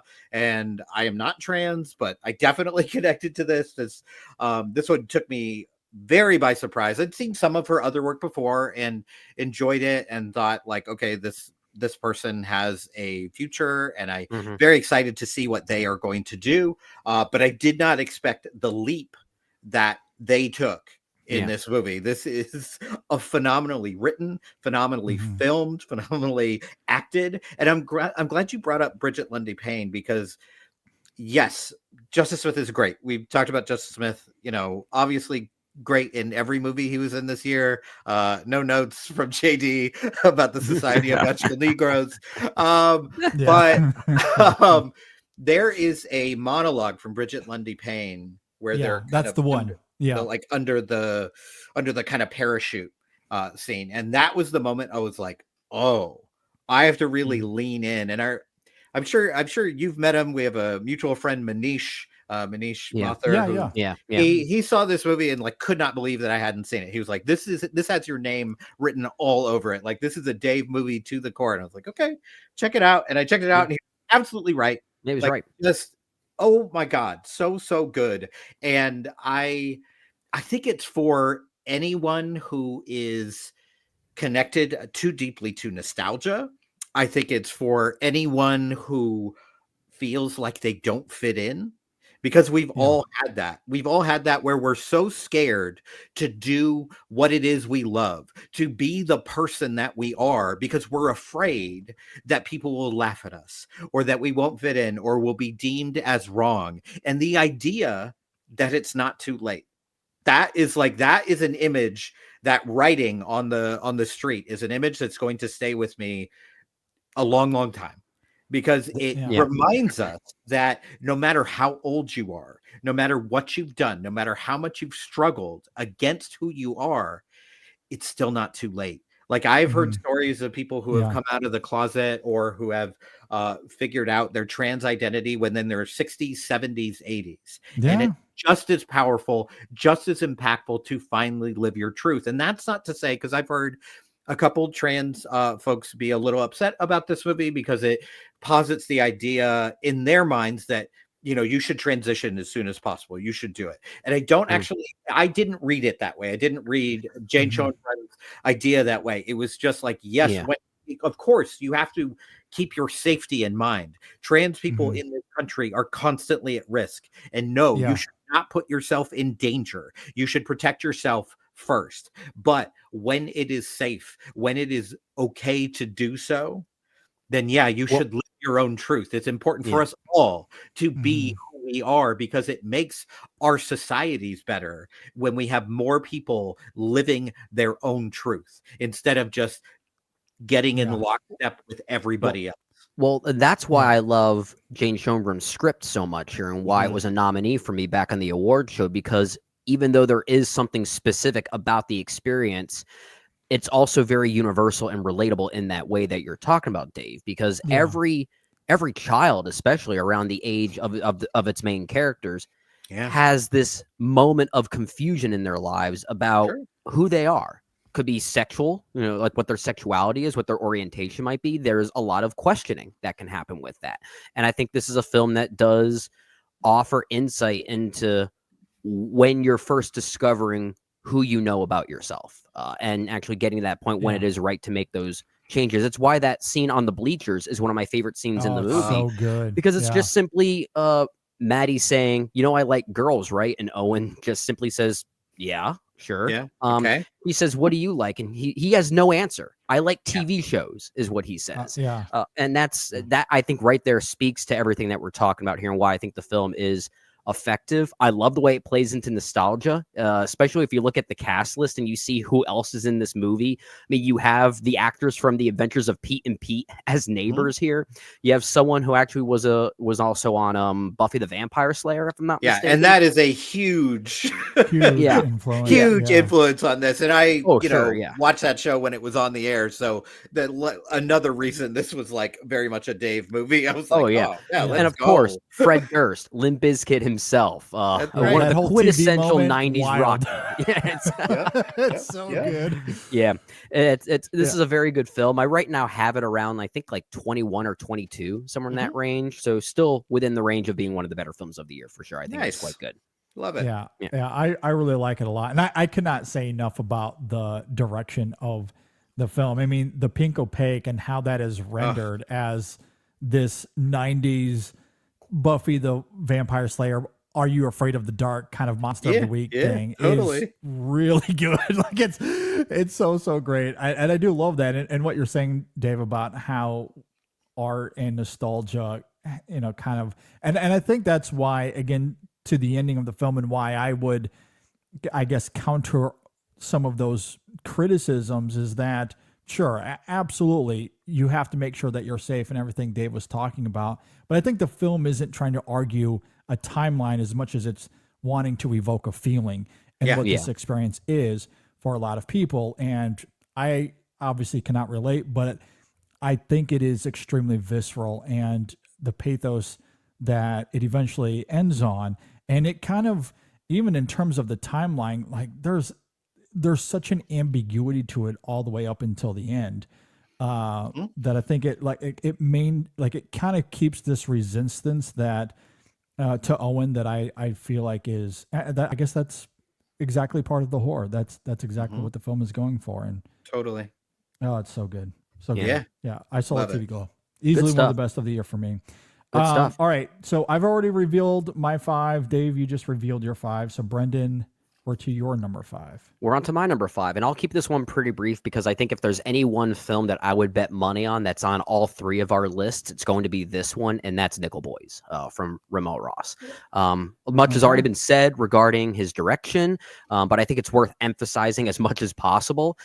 Just given the inventiveness, I think this is another one of the quintessential examples of a film challenging the form in a new and innovating way that doesn't ever feel emotionally suffocating. It really is the purest definition of what it means to put someone else in someone else's shoes and live that experience.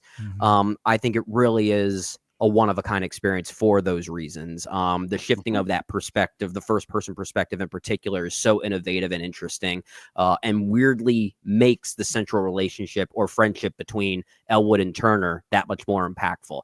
And it's a film that even when it reaches its climax, it's still very much functioning like a movie, and a thrilling one at that. It's not something that feels like it's above, a twist ending of sorts. It does surprise you by the end if you're really paying close attention to how the events are transpiring by the end. It is a sleight of And hand at the end. Yeah, but it's it does still lean into some of that trickery. So it still feels very much like a movie, and I love the I love the grandness of it. So in a way, it doesn't fall into this trap of feeling overly self-important, given the crucial messaging of it all. I think it has the right balance and tone and execution, and really inventive stuff. Definitely one of the better films of the year. Yes. All right. Good stuff. Nickel Boys. We talked about it a lot in part 1. I'm gonna save my thoughts for later. Same. Okay. We'll leave it No at that. spoilers whatsoever. Okay, let's get to number 4 then. Dave, we'll circle back to you. What do you have at number 4? All right. Number 4 is a movie I talked about a great deal on our last episode, which is Ghostlight. Nice. This is definitely kind of the little film that could for me. It is another one of those movies that kind of hits all of the things I like about movies. It is a small film. It's a movie about art. It's a movie about grief. It's a movie about family. And I think, as Brendan, you mentioned, the fact that the actors in this are a family really hammers that home. And yeah, it's beautiful. It's a movie I recommend to everybody. Like when people are like, what movie should I watch from 2024? My first go-to is like this and My Old Ass. Those are the two, because I think it has something in there for everyone to connect themselves with. And and yes, the kind of theater on stage very closely mirrors what's going on in their lives. But to me, that's a feature, not a bug. I think it really hammers home the emotion. And Art imitating life, imitating art, and vice versa. Totally. And I think one of the very best performances of the year that's very understated. It's not a movie star in this role. It's not probably not someone you recognize, but within 15 to 20 minutes, I think I was bonded to this man immediately. You don't even know why, because it doesn't really reveal what has happened to him until 30 or 45 minutes into the movie. And before that, you're kind of like, man, you are reacting really strongly. What is going on with the family unit? And then when it is revealed, it's like, oh, okay, I get it now. I'm with you now. And then that's when the movie really kicks it into another gear. And I love that we have 2 movies this year that are about the power of theater. We have Ghostlight and Sing Sing in the same year. And they're both, and I would recommend them both to anybody. Phenomenal. Love it, love it, love it. very attainable films in that regard. Very effective as well. One of the best performances of the year from Keith Kupfer. And you know, he's someone I didn't know, but I knew his face. He's that guy. Yeah, he's that guy. And I think we brought this up during our review of it, JD, or when we did our catch up on it. If those remember seeing The Dark Knight, the Christopher Nolan film, there's a moment where Harvey Dent, you know, says, "I'm the Batman," and was about to reveal himself as the Batman, which is not true. There's a guy in the back yelling, "Batman should turn himself in." That's Keith Kupfer. So That's like little Love bits, it's kind of awesome and heartwarming in a way when you have these like recognizable moments, and then these actors end up taking off at some point in their career. Just to trace it back to something like that is so neat. Yeah, it's so cool to find a character actor and like give him a lead role, like something to really chew on, like a lot of depth, not just a little moment, but you get 2 hours to explore this family's process. And it's beautiful. Yeah, it does make you wonder how many great actors that we may have lost that were just never given this opportunity. Absolutely. Not hot enough. So, you know, you don't get to lead a movie. I mean, really, that is what it comes down to. That's what it comes down to. Absolutely. So you have to find these little gems and hope that you do get that opportunity. And when you do, you take advantage of it. And that is exactly what the Comforters do. And it's not just Keith, it's the entire family. They're all really, really good here. And I'm with you, Dave. I love this film. It's in my 11 through 20. I really, really like this film a lot as well. There are moments here that I will take away as one of my favorite moments of the year. I talked about this in part 1, that moment between the father and daughter when she says to him, you get to be him for a couple of hours. That line will stick with me for quite a long time. That's a scorcher of a line. Of a moment.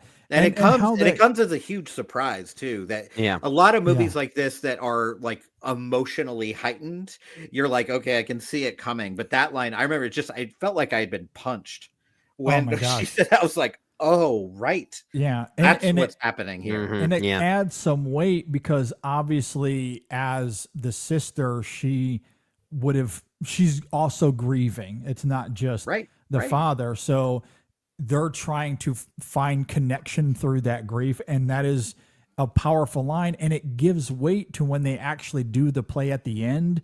And there comes the death scene and the camera emphasizes their reactions to each other in the moment. Oh, it's stunning. It's absolutely stunning work. I love that little level of filmmaking there. So yeah, and Dolly De Leon again gets another amazing performance. Like she's another one of those actors that maybe hasn't been given enough shine in major films, but every time she pops up, you're like, God, she's good. I know there was a lot of push for her for Triangle of Sadness to get some awards buzz, and that's a film I didn't love, but I loved her in it. I think she was the best thing in that movie for sure.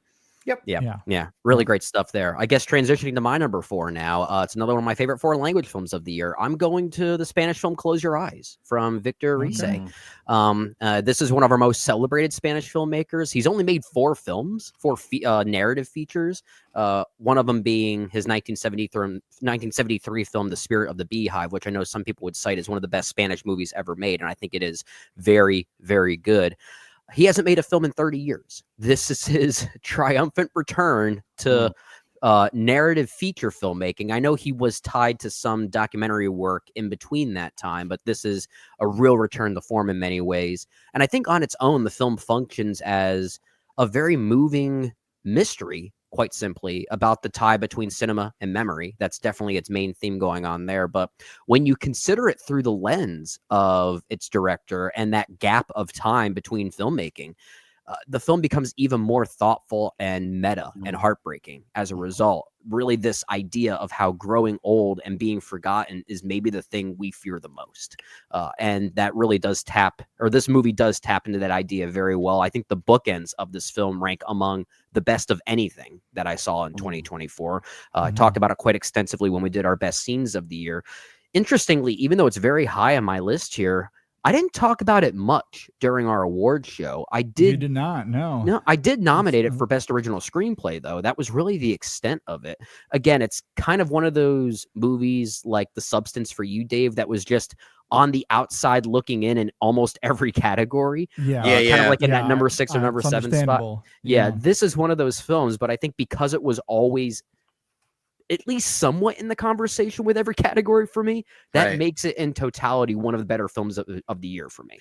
And Like, I it just also has think all of that. I also think movies like that, sometimes when they're so well constructed, Mhm. sometimes things don't stand out, right? There's not like Yeah. one performance or one moment. It's just like, Yeah. no, this is just a great, complete film. It's a movie I Yeah. cannot wait to see. I'm really Yeah. excited Mhm. to Yeah. finally watch this. That's a great point because Yeah. I think another film that fits into that spectrum for me for what you're talking about is a movie that we talked about a lot during our award show, and that's Luca Guadagnino's Queer.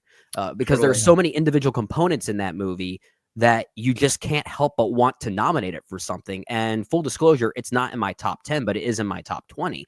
But you would think that would be more represented on a list like this. It But was you make You this it think it would close. be representative on Dave's list? Yeah, I was, yeah. I was, Yeah. I was this close to giving a Best Supporting Actor to Jason Schwartzman in that movie. Wow. Nice. I really love that performance, and that's not an actor I usually love. So Yeah, that yeah. was exciting. Yeah. Yeah. No, it's a great reminder, as much as I love doing the InSession Film Awards, that art isn't math. Yes. And yes. that sometimes, even though it might not have a nomination for anything, and it didn't have any nominations for me, but it still lands in my top 20. I think I have it currently at number 16. I really like this Okay. film a lot. And I've noted to Brendan a couple of times, in 10 years, I may look back at this and go, you moron. You idiot. Yeah. 16? I'm just You- trying to get ahead of the curve so I don't have that conversation with myself. Totally fair. But I am with you. I think this is a really, really great film about cinema and memory, how the process of making art can leave you broken, especially when you're looking back at your legacy, and how the two gentlemen involved with making this film in particular, how that kind of comes together in that film. It's Yeah. really, really great. And I agree with you on the bookends. The bookends are fantastic. I don't think I had it as a nominee for me for closing scene. Actually, I might have, now that I'm thinking about it. I think it was a nominee, trying to the recall. ending to this Yeah. film. Close your eyes, the ending, that final shot is breathtaking. Oh, It's yeah. really, really good. So yeah, love that film. All right, my number 4. So I shared one moment of spectacle earlier with Dune Part 2. My number 4 is the other moment of spectacle in the year, and that is George Miller's Furiosa. Wow. Sits here Okay. at my number 4. So this film isn't at all what I expected it to be, and I'm glad that George Miller doesn't pander to my sensibilities, that he just makes his movies.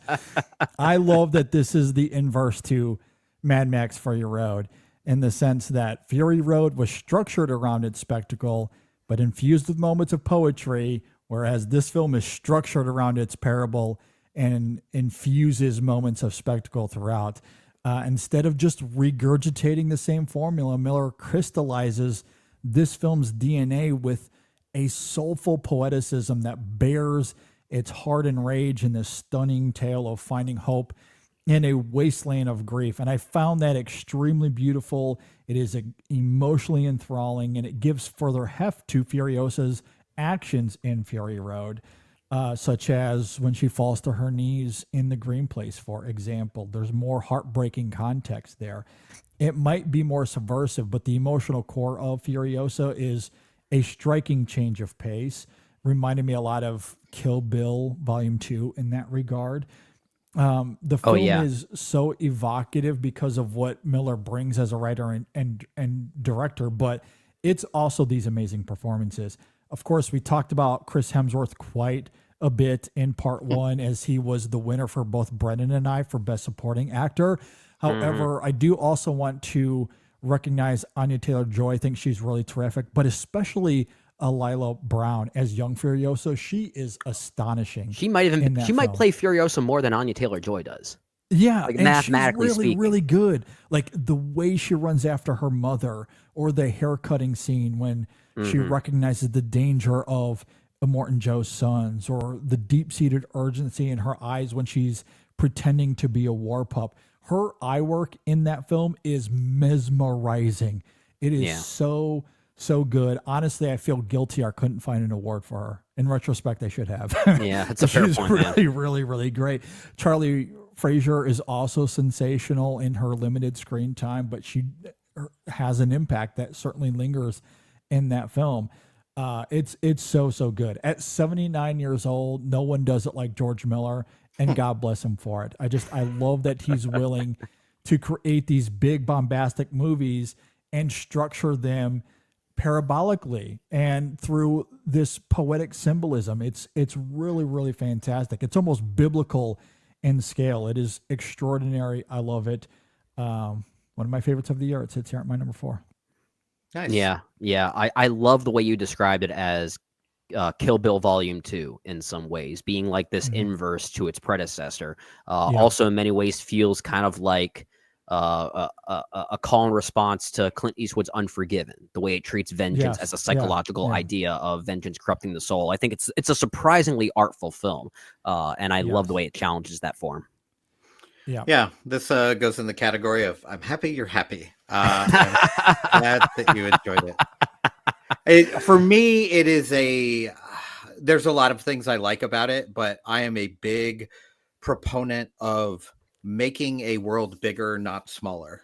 I run into this with the Star Wars stuff too. I kind of felt the same way about this. Is like, I didn't feel like I got a lot of new important information about her. It's stuff I had kind of filled in already and stuff that I didn't particularly like, but visually I think it's stunning, as I expected it to be. So I'm still glad that I saw it. I'm still glad that I saw it on the biggest screen possible. And it's a movie probably in a year or two I'm going to rewatch to just get some distance from it and see if it has a different impact. Kind of see it as its own thing. Yeah, because it may. It's just not for me, and that's okay too.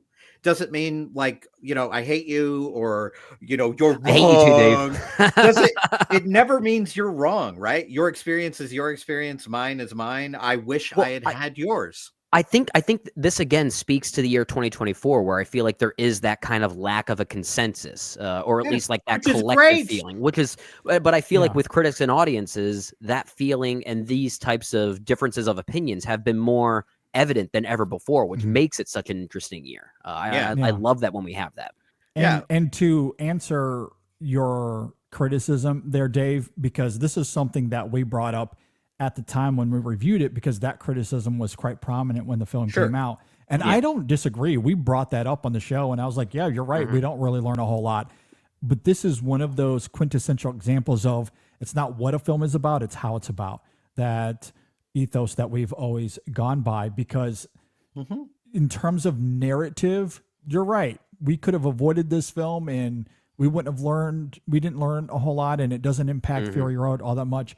But how George Miller goes about extracting those answers is what makes it ravishing, and why I'm glad I got to see this film. It all comes down to execution and that graceful poeticism he brings to this film.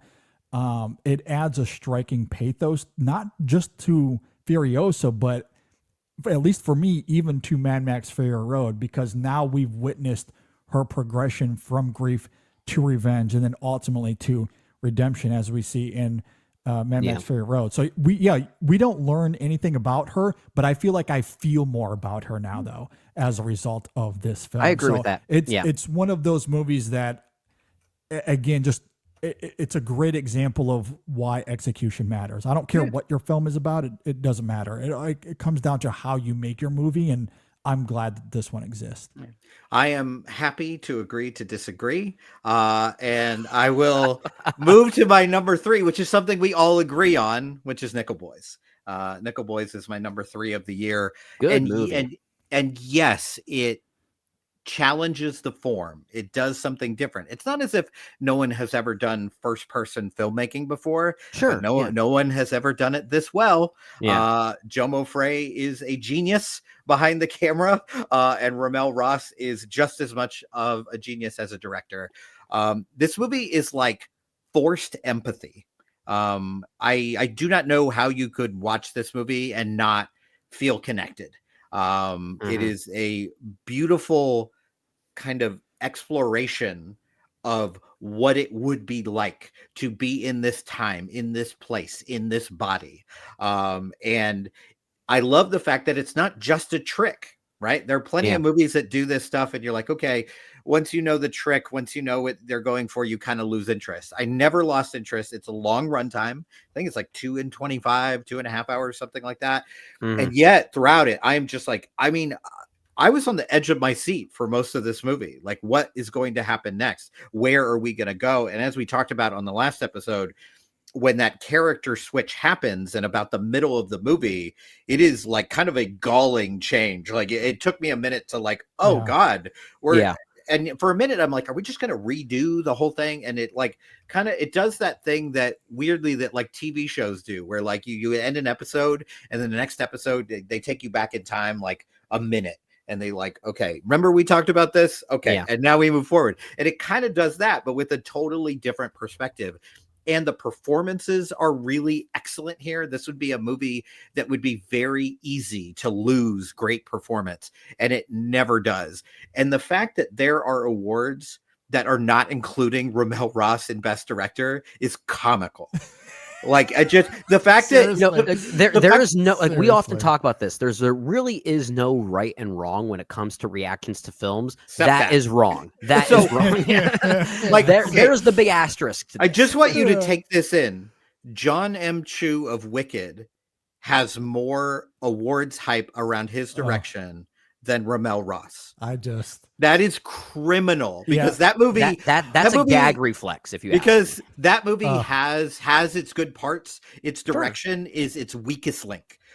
Ramel Ross, I want everyone to throw money at Ramel Ross. Like let him do whatever he wants. And I felt the same way when Barry Jenkins first started, when he did Moonlight. I was just like, give him whatever he wants. Of course, he ends up doing The Lion King. I don't know Ross why. is going to get Mufasa 2 next is what you're saying. I don't think he will. See, here's the difference between someone like Ross and someone like Jenkins. Jenkins, I think, worries about being approachable. Like he wants everyone to understand. I don't think Ramel Ross actually cares if you get it or not. He's going to make his art however he's going to make it. Whereas like if you look at Moonlight and you look at some of Jenkins' other movies, I think they're very approachable. I think they're very like, oh, I understand what's going on here. You don't really have to do a lot of work to get there. They're still great film. But it's a very different thing. Ramel Ross, you can tell he has his background in like visual art and photography. And I think he's also a professor as well. I think he also teaches some of this stuff. I mean, he did a whole project where he essentially shipped himself in a train across the country to understand what that would be like. And that's where some of the passage of time shots in this movie come from, is from that project. So he kind of recomposed it for this. And it's just like, he is willing to take risks. And I love a movie like this that talk about low risk, high reward. Like I don't think anybody thought that this was going to be a movie we were talking about, because you are taking a book that is very well thought of, but he's not interested at all in doing a page by page adaptation. It's completely different from the book, but has the heart of the book. And that is what makes a great adaptation. It's the difference between something like Harry Potter and something like LA Confidential. Right. LA Confidential is not interested in going page by page. It's like, we want you to feel how the readers felt when they read this. And I think he accomplishes this beyond all doubt. By also creating its own unique work within the same space of that. So that way both the book and the movie can exist on their own terms and basically work as complementary pieces to one another. Absolutely. That's the best kind of adaptation. That's why I get so up in arms when I talk to book purists who hate the Harry Potter movies because they moved Hagrid's location. There's so many other reasons to hate them. There's so many other reasons to hate those movies. No, I mean, aside from I love you too, Dave. Aside from the adaptation part of it, and I haven't read the novel, but I have heard similar things that it's very, very different, but that he captures the heart perfectly. I think what's also really phenomenal about this film, and we somewhat talked about it last week, but we don't have a category for best editing, but this is also the best edited film of the year. Sure. And Yeah, again, that's fair. like we Yeah. were talking about with the direction, and I guess in a lot of hands, they go hand in hand, which is why best editing is often a major precursor for best director when it comes to something like the Oscars. The editing here is extraordinary. And, one of the more prominent sequences is certainly the lunch table scene when we switch perspective for the first time. How that is done in execution is incredible. It really, Yes. really is phenomenal work. It But shouldn't work. as- It should not work. That scene should not work. It should be I awkward. agree. Like- And another moment that really stands out to me here is what you talked about in part one, where Elwood is taken into this room where he is about to be punished, but we don't actually see the punishment because what Ramel Ross does is shows us a bunch of these grainy images, but they're all the way zoomed in. So we don't realize that's what it is at first. And then as the sequence unfolds, we hear the sounds of the punishment, but we don't see it. We just see these grainy images that start to become more clear as the sequence goes. And then we eventually land in a more modern day sequence where the quote unquote older Elwood, I'll say, where he's at a computer doing research on the school. It's such a clever transition to get us from one timeline to the next while still maintaining the horrifying nature that those boys would have went through. It has And it's always, also Incredible. it's also showing you like this isn't just a story. This is really history. happened. This is history. This Yeah. happened, and by changing the time, it makes you look at that screen and go like, "Oh, this thing I've been watching that I've been enjoying for its art and for its skill is like, no, we have to remember that like real people died, real people were tortured. Surprise, surprise, our country has a horrific history with race, and it was so important to have that perspective. Like it literally zooms out and you go from behind the head of one of our characters and like, here we are.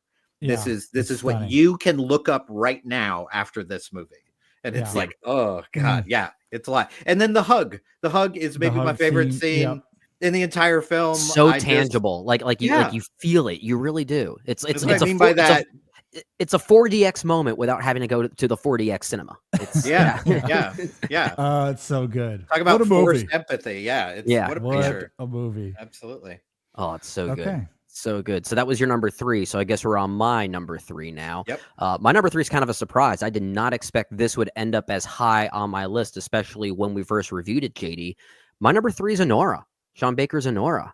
Okay. Because at that time when we talked about it, we both quite liked it. In fact, I guess you could say we loved it. But we definitely had some reservations given the hype around it, especially given Sean Baker's filmography. And at this point, I still definitely prefer movies like The Florida Project and Red Rocket. I think those are more thoughtful films. I think they have more on their minds and really get you thinking. But with regard to Anora, it's the film that I think has aged the most gracefully for me from this year. And I think a lot of it is because of its final 20 minutes. I think the ending to this movie should be studied, as it makes for a compelling thesis of what happens to a film in totality when it just outright sticks the landing.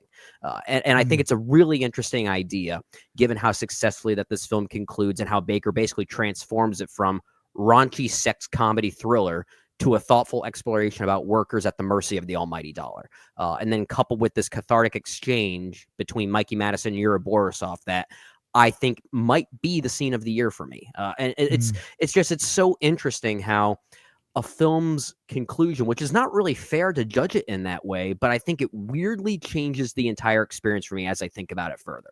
And the film just got better for me with time as just a fun movie as well. I think just as a movie and as a diverting experience, it is one of the more entertaining films of the year. And given where it does crystallize, it does continue to add something for me that just hasn't left. Like I constantly go back to this one. So bit of a surprise even for me, but again, where it goes in its ending, I think really does speak volumes to how a film can ultimately succeed in the end.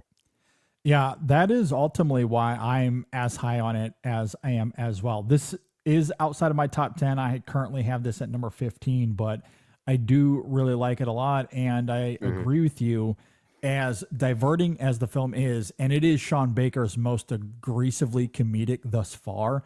Yeah. But it does stick the landing and wholly recontextualizes everything once we see how that final scene plays out. And it's funny that you're talking about how it should be studied. I haven't listened to every film podcast that reviewed Anora, so I can't really speak to it. I do find that a little bit hilarious, though, because when we discussed this on the show, we of course talked about the middle section of the film. We talked about the opening a little bit, but we spent probably close to a half hour on the final scene alone. Yeah. Yeah. We really did peel it apart quite immensely when we talked about it here on the show. So we at the very least began that process, and we'll let the experts take it from there, I guess. But It started with us. We created a trend for analyzing the ending of it started Anora. with that. Yeah, exactly. But I do find that hilarious because, I mean, there is so much to unpack with that final 20 minutes. That's incredible. I mean, I feel like I could write an entire thesis just on the last 10 minits, on that final scene, that final exchange between those two characters there. It's absolutely incredible. I love what the film is doing, and that does completely change the outlook of that film for me. It really did. I don't know if this film would have cracked my top 20. I enjoyed it up until that point. I really did like it a lot, but I don't think it would have cracked my top 20 without that last 10 minutes and how this film does stick the landing. I wholeheartedly agree with you. That changes that film quite a lot. Sure. In a great way. In a great way. I'll just give you 5 words. Sean Baker, not for me. Fair It's enough. It's just, I mean, I think Fair, it's an enjoyable movie. I had a good time while I watched it. I thought Mikey Madison was great. But I would urge people, there's actually a lot of written work coming out from the perspective of sex workers on Anora. Yeah. And it can be really, really enlightening. I will just I leave it at think that's a great point. You shared some of them already. I think they have some really great perspectives to add to it. In some cases, not the most positive thoughts on the representation of it. Then there are some that are pretty positive. They have they have very varying perspectives, which is really interesting. Yeah, I just always want to err on the side of listening to the people that these movies are about. Sean Baker has been accused of like kind of trauma tourism. So I'm always interested. Like I would be interested in someone who dealt with homelessness talking about the Florida Project. I would be interested in that. You know, just like with sex workers in Anora, I would definitely. Yeah. So just expand your horizons. It can't hurt. I agree. I agree with that as well. Yeah, absolutely. All right, on to my number 3. And for this pick here, I have brought on a guest that is a former architect, and he's going to talk to you about The Brutalist. Everybody, welcome my guest. I don't know his name. Sorry. I was trying to go off of Dave's suggestion there. I couldn't find him in time. I apologize. It happens. It happens. No, all kidding aside, I very much do agree with Dave there. The Brutalist, though, is my number 3. I couldn't find an architect to come on to talk about it, but I do love Brady Corbet's new film. You guys won't believe this, but I found it intellectually stimulating. I don't know if you guys have heard that one. Was it monumental? It was I've heard that quite a bit. Yeah. It was a brutal experience. Oh, geez. Perhaps that too, in a good way. I don't know. All kidding aside, there are more puns we can churn out of this, but I think I'm sure there's many more that we can get into. Seriously, though, I do love the large-scale epic that this is. It is reminiscent of yesteryear. It's this throwback to the scope and excess of the new Hollywood era. It is the literal definition of they don't make movies like this anymore. Everything is grand in presentation. The cinematography, the setting, the architecture, the performances, the score. It's all gloriously imposing and redolent. It's also kind of wild that this is a heavy contender for Best Picture this award season because it is not subtle with its thematic underbelly. And primarily, at least I would argue, it's anchored by 2 images that define the film and its powerful symbolism. One is the staggering shot of the Statue of Liberty that we see in that opening scene. The other is of a cross near the end of the film, which denotes the remains of abandoned promise. In both of these images, the main object in focus is upside down, framing that is very intentional, as it's a scathing reminder of the lie that is the American dream and the vacuous theology that preaches it. The conviction of this film is palpable. The way it deconstructs the American ethos with this deep bitterness is wild to me. The way it highlights the frailty of the American dream, the idea that this country is based upon, and how it's supported by a disingenuous faith, religion being another staple of the American DNA, is nothing short of riveting. I don't think that the film is anti-American, but maybe it is, because in the end, there is a message of hope and how you can overcome the abuses of the system. But man, I think there's going to be a lot of irony if this goes on to win Best Picture, especially given the political stakes that we're currently in and the discourse that surrounds it. This film isn't exactly going to help the cause, we'll say. It's going to just spark further controversy, but that's, again, I think what I love about the film. And it might help create more awareness around the issue, which is perhaps a good thing. Yeah. I just love how the film is willing to get to the roots of those ironies of what America builds itself on and the hollow ground that supports it. And then you couple in the craft of this film, the cinematography, out of bounds. It's incredible. The production design, the performances, Adrian Brody and Guy Pearce have really never been better. They're both phenomenal in this film. We talked about Daniel Blumberg's score in Part One quite a bit as well. It's absolutely incredible. And which, by the way, I don't know if you guys have listened to that soundtrack all the way through. I have. The score is really, really great, obviously. And it uses particular tones to kind of help bring a certain mood to the film.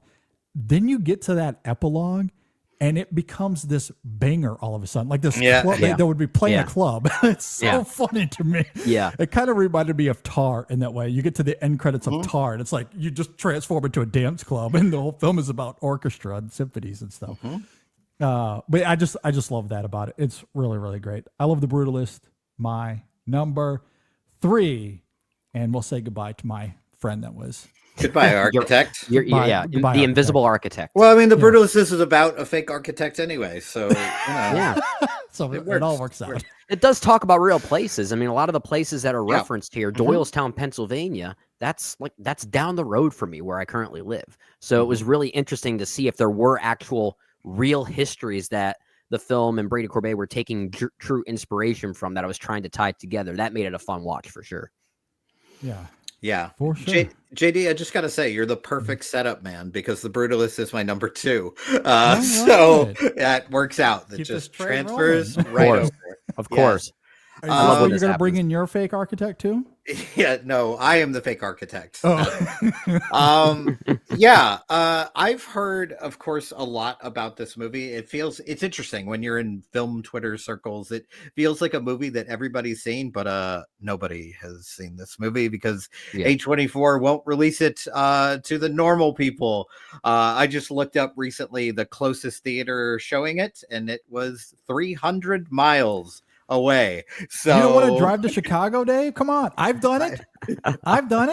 It's one of my favorite adventures ever. It's a great city. But I'm not driving 300 miles and then watching a 3 hour and 35 minute movie with an intermission and then driving home. It's not going to happen. You make a whole weekend out of it and it's good.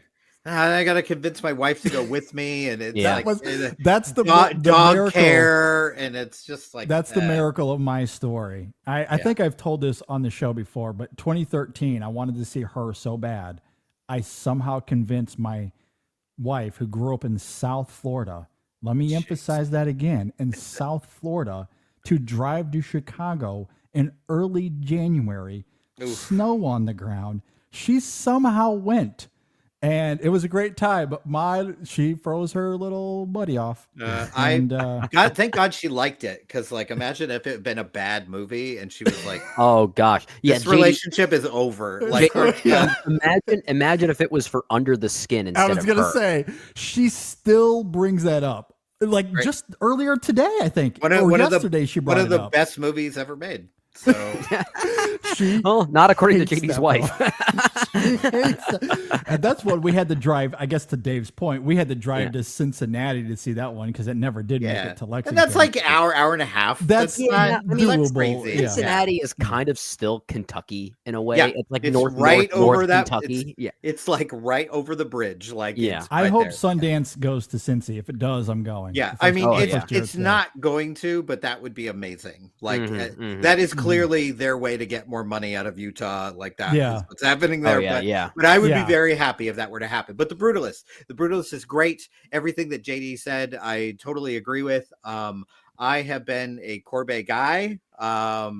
Vox Lux was my number one movie of that year. So Yeah, you're one of those course it guys. was. I Yeah. feel very vindicated that he has come out with The Brutalist because it's, kind of universally, maybe not beloved. There are people that like the first half more than the second half, which is a valid experience of that movie. I totally disagree. I think both halves are very good, and I think the second half has Felicity Jones, who I was never a He's huge really, really good. I was never a huge fan of her work previously, but oh my God, she is great here.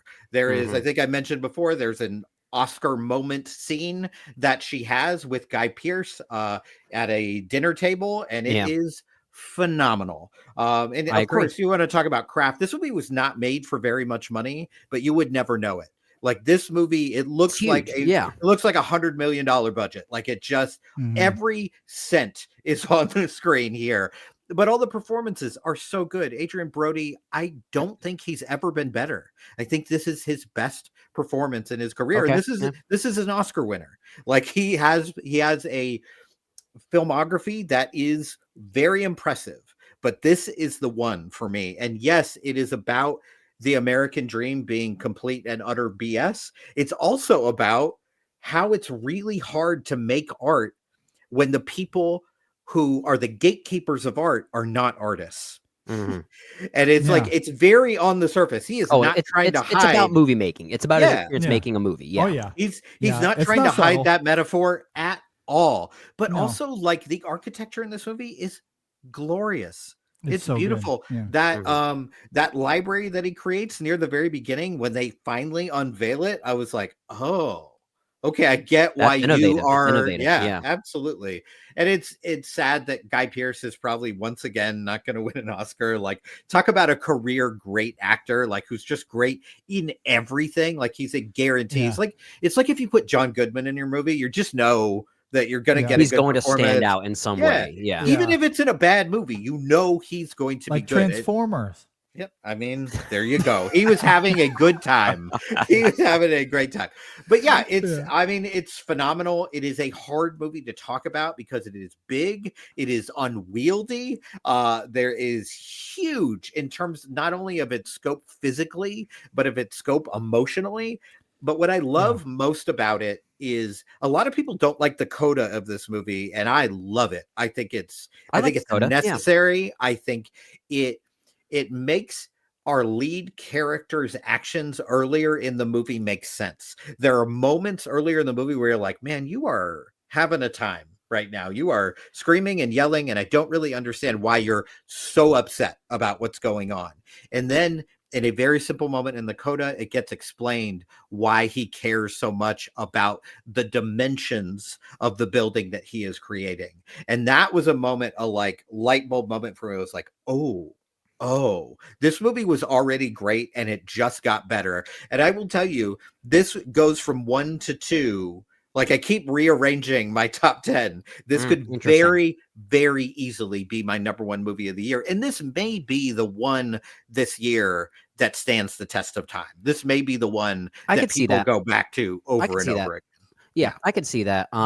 It's also a movie I know I need to revisit when I don't have it, in the back of my mind as homework, trying to watch a movie like this in conjunction with so many other potentially great movies from this year. This is a movie that has such a scope that requires its own form of marinating, right? Yeah. And because right now I'm not quite one of those brutalist heads. I like the movie quite a bit. I don't have any of those criticisms that most people seem to have about one half being better than the other. I think it's still consistently a very good movie.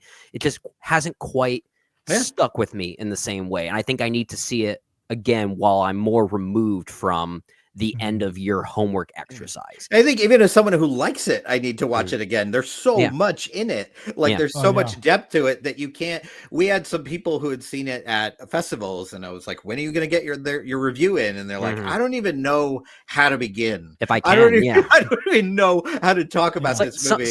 I mean, it's always a timing game, like first in, first out kind of exercise. And it's some movies I think should come with some type of stipulation or some type of rule that we want you to sit with this movie for a week before you write anything about it.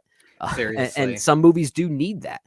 Maybe this is another one of those movies that does need that. But like I said, I was watching so many potentially great movies all around the same time that just stuck with me more, like Nickel Boys, for instance, that I just talked about, as well as my actual number 2 film of the year, and that's All We Imagine Is Light.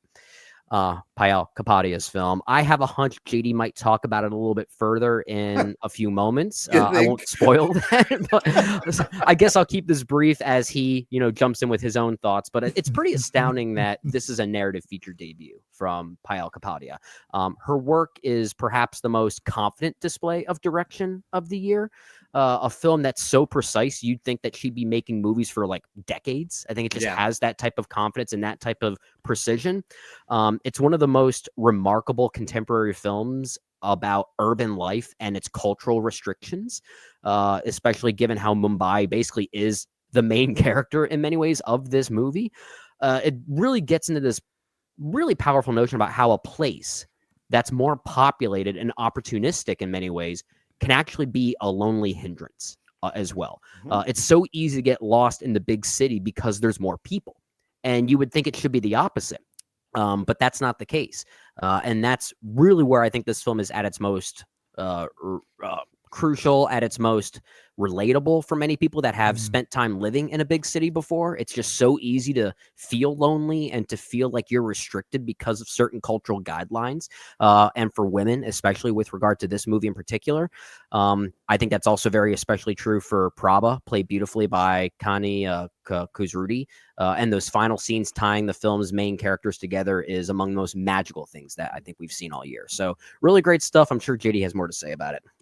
Yeah, you guys won't believe this, but my number 2 is All We Imagine As Light. Shocker. I don't know if you saw that coming or not, but yeah, it's my number 2 here as well. My winner for Best International Film. Man, did I fall in love with this movie. I think the question I had was it your number 2 or your number 1? That's why I was being a little bit, cryptic about throwing it back to you, because I didn't want to reveal something too soon, but I'm glad I played the game. I'm glad I played that game. You did it very well. And yeah, this is a JD movie through and through because it is methodical. It is internalized and reflective. It's emotionally stirring. It's gorgeously shot.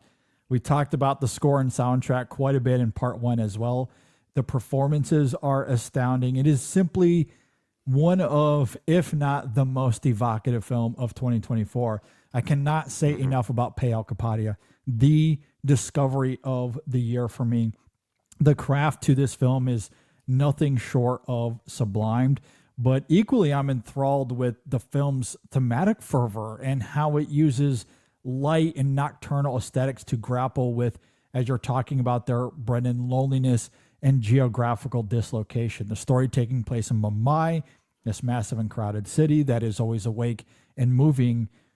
And yet, despite the vivaciousness of the city, our characters find themselves lonely and uncertain and disconnected. And there's something about them yearning for life in the nocturnal light that deeply, deeply moved me. It's nothing short of profound how light in the darkness becomes this magical space for longing and memory. There's such a fullness to that idea that left me hypnotized and euphoric, especially as we get to that final scene. Even leading up to it, there's some really great moments, such as the rice cooker moment we talked about last week. Good. I think we also talked about it in part 1 briefly as well. I think of other moments when our characters are in their apartment simply talking to each other at night, using cell phones that light up the space or the city lights from outside coming in to light them up as they discuss their romantic lives. That duality is absolutely phenomenal in the film. And it leads to this final scene that just left me breathless, with the three of them sitting under the lights of the bar, the stars in the night sky, sharing a moment of togetherness away from the city.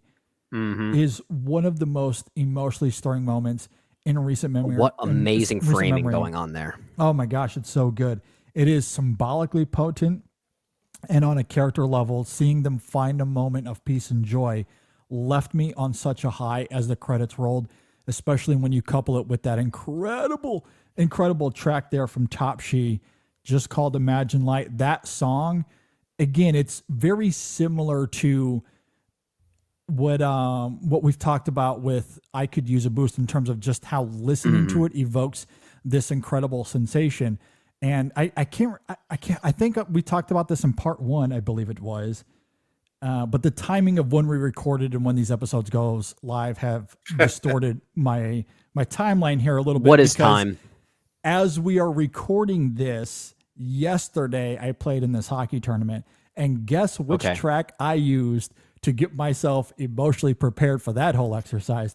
You better believe it. I listened to the soundtrack to All We Imagine as Light. That track I knew you said you were going to do that. You said you Yes. might even make it your intro music when you actually skate onto the rink. And I mentioned it being a good running song. I've been trying to run to it. Actually, it does uplift you and really kind of gets you moving. Oh, it's so good. It's so good. Like, yeah, I walked out of this film on such a high, and it is the filmmaking from Kapadia for sure, which I absolutely love. But part of it is also the performances here. I talked about how Connie Kazrudi, she was my winner for Best Actress. And that character that she plays here is also my winner for the character that I wanted to hug the most. I fell in love with this character. I just wanted to embrace her and let her know that everything's going to be okay. I deeply, deeply fell in love with that character, but I loved all three of our central characters really. And how they share that moment at the end with that music. It's why we go to the cinema. It's why we love walking into the theater to experience everything that Nicole Kidman talks about in that AMC ad. Like, that is this movie. Yeah. And it's especially the ending to this film. Oh, I love it. A nominee for Best Director. I had this for Best Screenplay, use of song, opening and closing. It was my winner, obviously, with that ending scene. Kapadia Discovery. And I believe you guys talked about earlier how there's movies that I think we talked about with Close Your Eyes, how it's just always just on the outside looking in, but like really, really close in all these categories. Even though this fell into a lot of categories for me, there were several others where that still existed for me, such as score, cinematography, supporting actresses. This film was just on the outside looking in for those categories as well. Like, there's a reality where I could have had this film in every single category we had in part 1. Like, I could have forced it, and honestly, I wouldn't have felt too bad about it. It's also nominated for Best Animated Film. Exactly, even animated film. That's right. Yeah. So would have made sense, but I still would have done it. Good enough. Good enough. Yeah, exactly. But all what of that movie. to say, it is an incredible movie. I love this film. My number 2 of the year. Yeah, it's just outside my top 10, but like I said, anything from 7 to like 30 is like if I'm in the right mood, I could see that moving into the top 10, and it's well worth a watch for sure. Yeah. Okay, we're to number 1. We're almost at the end here, fellas. Our number 1 movies of 2024. Dave, what do you got? Let's get haunted. So if you follow me on Twitter at Darn That Dave, you will know the answer. I wonder where this is going. You will know I have right next to me a beanie that was given to me by one of our writers, M.N. Miller, because he received it. He knew I would love it. My number 1 movie of the year. Can I ask you a question before you reveal it? Yes. Did you know this after the first watch, or let's say the 17th watch? Look, I've only watched it 9 times. So don't exaggerate. Don't exaggerate. So it's barely an exaggeration by that point. Yeah, it's double. What do you mean it's barely an exaggeration? 9 times for a new release when there's so many movies out there. That's a lot. Well, I was lucky enough to have a screener Still. with 10 You wore watches. the hell out of it. I sure did. So some of us, Brendan, love movies. Some of us don't. So just wait your Right, turn. Movies suck. Just wait your turn. You'll get to talk in a moment. So, of course, my number one movie of the year is Robert Eggers' Nosferatu. This is a movie I've been looking forward to for more than a year, and I was almost certain it would disappoint me. I love Eggers. I love Nosferatu. I love Dracula. I love vampires in general. So that usually means I'm going to be quite picky about what is put out. Sure. And this movie blew me away. I think Lily Rose Depp gives a performance that I would never have guessed that she had in her. Now, there's a lot of comparisons to things like Possession, and that's too much because that's one of the greatest single performances. And that's clearly an influence on this performance, as is The Exorcist. And, JD, when you were talking about Furiosa, about talking about like not so interested in plot, that's how I feel about Nosferatu. There's a lot of, in my mind, infantile discussion on the internet about what this movie is saying. And I love the fact that, you can take 9 different threads and be like, it's about this and it's about this. And that's cool. But I've noticed a tendency for people to run away from complexity. And want a simple explanation, a simple thread that goes through the entire movie and says, this is what the movie's about. Robert Eggers is not interested in that kind of story. And frankly, neither am I. I love the fact that you can look at this as Orlok is an abuser, or you can look at this as Ellen is a character who is attracted and repelled by darkness. And I think that makes her a really interesting character. So it is a romance between her and her husband and between her and Orlok. And it also is something she wished she didn't have. And I like the idea at the beginning of this movie, she reaches out for anything, any kind of connection, because she is a woman in a time that if you had mental health issues or if you dared to enjoy sex, you were viewed as unclean. As damaged, as someone to be controlled and repressed. The movie makes a point to control her not only with actual bonds, but fashion as well. They make her sleep in a corset, which is the ultimate symbol of sexual repression, right? And also sexual desire at the same time. And I love the fact that he is willing to kind of play both sides here.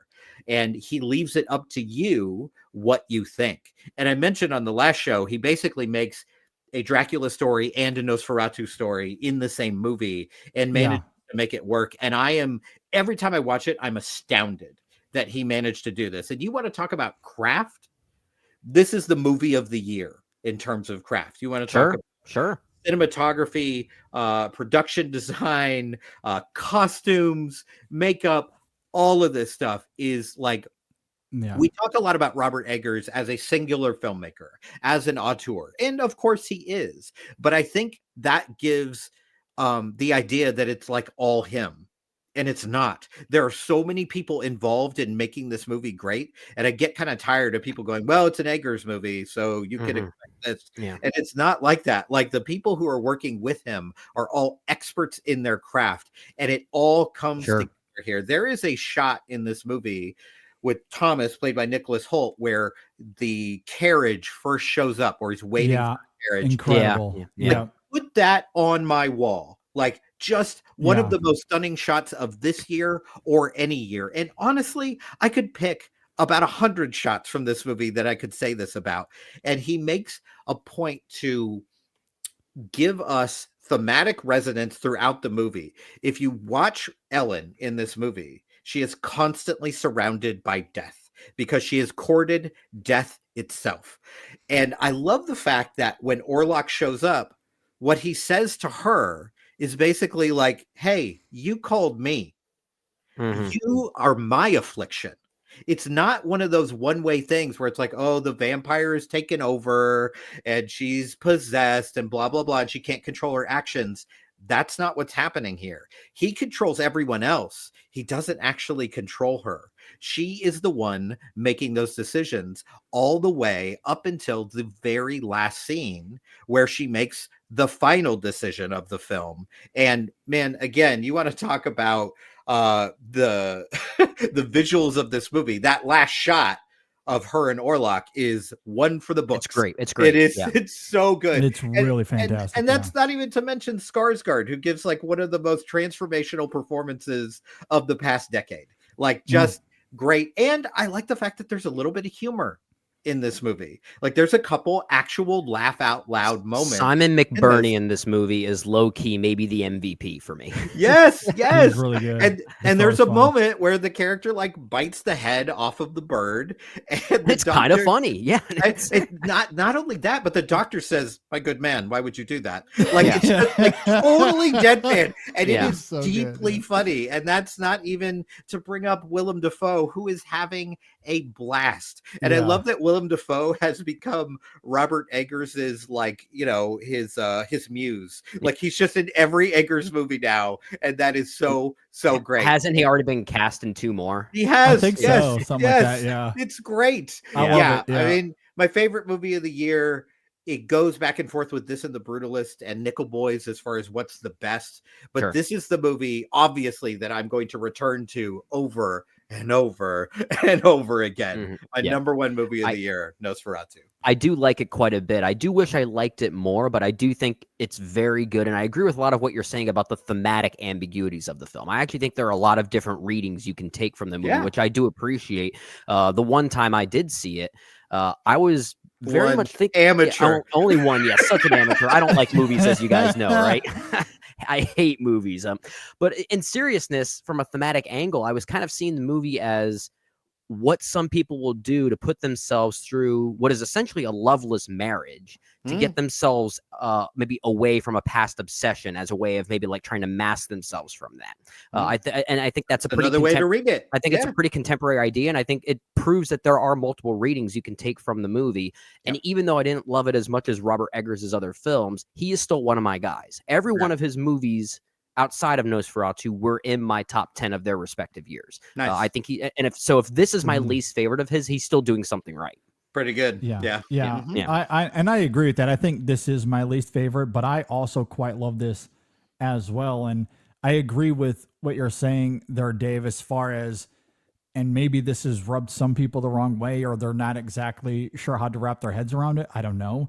And look, I understand there's been a lot of movies about Dracula. There's literally been like 200 films ever made about Dracula. Yeah. And I haven't seen them all, so I can't really attest, but there's not many that I've seen that have tackled Dracula or vampire lore this explicitly as it relates to sexual repression. And I do love how in this film Orlok's obsession with Ellen is much more lustful, and the way he pursues her, rendering Ellen possessed and full of these nightmares, it is often interpreted as melancholy. And I love how Eggers deconstructs the taboo of how that would have been seen at the time in which this all takes place, and how the men, when they witness these literal orgasms that she has in the film, they're often confused. They're scared. They don't know how to react to it. And I love that symbol. Like that in itself kind of plays into your point there, Dave, about how funny the film is. Now, in those moments, it's tonally much more dire, but from an outside perspective looking in, when you look at it through a thematic prism, it is kind of funny how he is kind of deconstructing the lostness in the male figures of this film. And how that then correlates to the occultism of the film. Those two things are tethered so deeply in this film as well, that I think is really, really incredible. And you funnel that through the way Eggers loves to tap into lore and authenticity, which is another fascinating element, right? Because Orlok here, he doesn't look like a traditional vampire. He looks like a corpse walking around Yeah. in a way that we just have never seen before, which Yeah. is why the mustache rules. And I'm Yes, sorry, I that's lo- I just love the only mustache. way to I Team love it. interpret it. mustache. Mustache. Yeah. The other Yeah. thing that's funny, since you brought up the comedy again, is okay, Aaron Taylor Johnson, not an actor I love, but I do actually really like him in this because he is a guy that just wants to have sex with his wife. That's like his only goal in life is to have sex with his wife again and again and again. And then he has this crazy lady in his house, and he's just like, I can't have sex with my wife if you're over there having seizures. Will you just get out? Will you leave us alone? And it is like a deeply, darkly comedic thread throughout the whole movie. It's a good point. That if you look at it from his perspective, you're kind of like, yeah, I mean, like, could you go? Because this is really cramping my style with you here. This is a lot. And then, of course, his final moment to oh that my God. point is Yeah. disturbing. It's very disturbing and like weirdly understandable in that moment. You understand why that character did what he did, despite the darkness of it. And this is something that Eggers is so good at, is taking extremity and making it understandable within the lore that he's working in. And you can tell he's very interested in like the monstrous feminine. Like he is, I think there's a thing with him, you know, like if you want to talk about the witch, even the mermaids in the lighthouse, like there's a lot of his work here where you're kind of like, oh yeah, there's something going on. You might need to see a therapist for, Robert. There's some there's some gendered things happening, but I think he handles it all so respectfully and so well. I think he may be the best male director to look at female psychology and sexuality in an honest way, in an interesting way. And which we love to see, someone that might not be part of that demographic who's doing the work to learn about it and portray it right. Like that's a very open-minded exercise that I think is quite great. Yeah, he rules, man. Nosferatu rules. Yeah. Great Good at his movie. job. Very good at his job. Good stuff. He works hard. Good God knows all the research. Jesus. I Yeah. can't imagine. He loves his Yeah, history. for He really real. does. Yeah. Very good stuff there. I guess we're transitioning to my number one, or I guess I'll call this one the pick where I'm happy that Dave is happy that I'm happy. Just simply say that. Yeah. And I said that there's no math. I Brendan can't. had it in him to make it epic. Okay. I did. I have it in me to make it epic, and I'm happy to say that Furiosa Mad Max Saga is my favorite movie of the year. Nice. For a lot of reasons you already talked about, JD, at your number 4 pick. It is a film that challenges blockbuster and franchise expectations, and kudos to George Miller for shifting gears, pun intended, into something this solemn, grief-stricken, and regretful. I often call this movie, or I should say when I look at the Mad Max franchise, and I sort of call it like a heavy metal franchise in a way, if I were to make a comparison or an analogy to a band like Metallica, if Fury Road is Enter Sandman, then this is Nothing Else Matters. It's the epic power ballad of a heavy metal franchise. And for all the reasons you already talked about, JD, how it deals with its thematic ideas that are very comparable to something like a Kill Bill Volume 2 or a Clint Eastwood's Unforgiven, the way it's this tale of vengeance corrupting the soul and crystallizing in a surprisingly artful and psychological way that also pays tribute to the legends of George Miller's Australian homeland. I think that's also really quite clever as well. I can't recall the last time a franchise epic felt this spiritual. And I think it might be the most spiritual film of the year, which is another reason why I have it so high.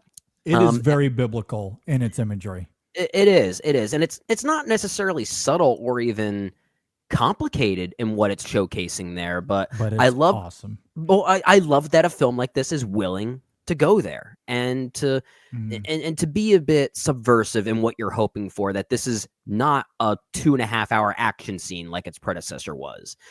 It's a much different vibe, and while it's not necessarily adding as much to the lore like a prequel normally would, I kind of like that it doesn't, and I learned to appreciate that it doesn't. Yeah.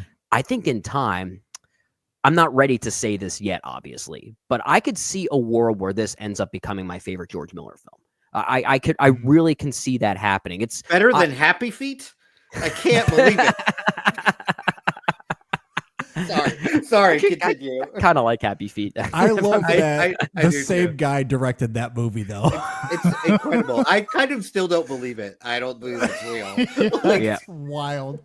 I felt the same way giving a rewatch to Babe Pig in the City. Babe as well. Pig in the City as well. Yeah. Well, I What will a say, career. I will say, when you watch Babe Pig in the City nowadays, you could see the George Miller of today in that movie. If anything, Happy Feet is certainly more of the outlier by comparison. Yes, But even so, even though a movie like Babe Pig in the City is so tonally different than the Mad Max franchise, you could still see some similar imagery and similar filmmaking techniques happening, that they came from the same twisted mind. But anyway, Furiosa, Mad Max Saga, my favorite movie of the year. Yeah, to emphasize what you're talking about with how spiritual it is, the opening shot of the film is Furiosa grabbing a fruit from a tree. So it Subtle. immediately, not to mention her mother's name is Mary, right? A very carefully chosen name, sacrifices herself in a crucifixion. Like I'm glad you're here for the critical lens. I'm glad things that wow. I love it though. I mean, I don't care how brazen that is. I totally agree. No, that Brandon. fits Miller. I mean I mean, I don't go to a George Miller movie for the Tree of Life. Subtlety. Like that's not what I'm here for. Yeah. Exactly. And I think that's why, again, I think I love how this falls into some of the other movies I've been talking about, where it's more methodical and internalized, such as evil does not exist and all we imagine is light. And here comes here comes George Miller with sand and dust behind him, banging pots and pans, being as loud as he possibly can. And I do love that. I mean, we could even go further in how Dementis is. He's almost literally the devil tempting Jesus in the desert here. Like that is the role that he plays. Yeah. I just love JD's like, I really love methodical, symbolic cinema. Also, Furiosa. Exactly. Cinema. I love it all. Like, I don't try to pigeonhole myself. There is something to be said about a movie that is very blunt in its messaging like that, but is done so with such conviction that it turns like the interpretive exercise into an emotional exercise as well. And I think that's something we talked about with a movie like The Substance. That's a very blunt movie thematically speaking, but it's made in such a way where the thematic interpretation becomes a feeling exercise as opposed to just an intellectual one. And I think Furiosa is a great example of that as well. Well, yeah. And I guess like when you look at something like religion, like so much of it is born out of myth and interpretation. We don't know what's real and what isn't. All we have are certain potential facts and how that's blossomed into a lot of what ifs. And that's exactly what this film is. There's a few small details that we know are facts or potential facts, but most of what is birthed out of this film is interpretation and myth. And that is not any better than what we get in those, in the final 20 minutes of this film. That showdown between Dementis and Furiosa is phenomenal. And that's what I love about this film. It's brazen, but beautiful. I love it. And smart. I love it too. It's really, really smart. Good stuff. All right. My number one of the year. This wasn't really close. As much as I love all of these other movies, this was always about Ramel Ross and Nickel Boys. Oh, I thought you were going to say Moana 2. Or Moana 2. 1A, perhaps 1B. that as well. Yeah. But my number one is Nickel Boys. And you guys talked about it eloquently earlier. Some of the most intuitive and creative filmmaking that we've seen this decade for sure. Yeah. The proficiency of his filmmaking is so astounding. And boy, does Ross show deft command here. But it is especially breathtaking given how experimental all of this is. We've never seen a film like this before. There have been other attempts at POV, but none as graceful or assiduous as this one. The POV is not a gimmick at all. It is a brilliant way to expose how an abusive system gives you perspective, shifting that perspective of the world around you, which is why I love the alternating viewpoints throughout the film between Elwood and Turner, because it offers up a subjective and objective observation on what's really happening with these characters. It's an invigorating way to tell the story, giving the film a unique pathos that simultaneously deconstructs decades of film language. Not to mention, it's one of the most beautiful looking films of the year. The cinematography is, of course, sensational. I think we all awarded it for best cinematography in part one. Yeah, I think rightfully Alex so. Sommers' score is really great. The performances Yeah. are affecting. What Ross does here is nothing short of sublime. I was deeply, deeply moved by this film and what it does, giving us a small dose of what it is to experience the world through black eyes is one thing, and that is really stirring here. But it's also this portrait of two friends bonding in the worst of circumstances, and there's something about the innocence of that, the purity of it, the deep profundity of it that took my breath away. I cannot say enough good things about this film. I love it as much as I love Oppenheimer, and I really do. I think Nickel Boys might be the best film of the decade so far. I think it is that good. I think it is extremely smart. I think the filmmaking here will be studied for decades and decades and decades. The editing, even as we talked about earlier, one of the more not just proficient, but one of the most cogent and clever edited films in quite some time.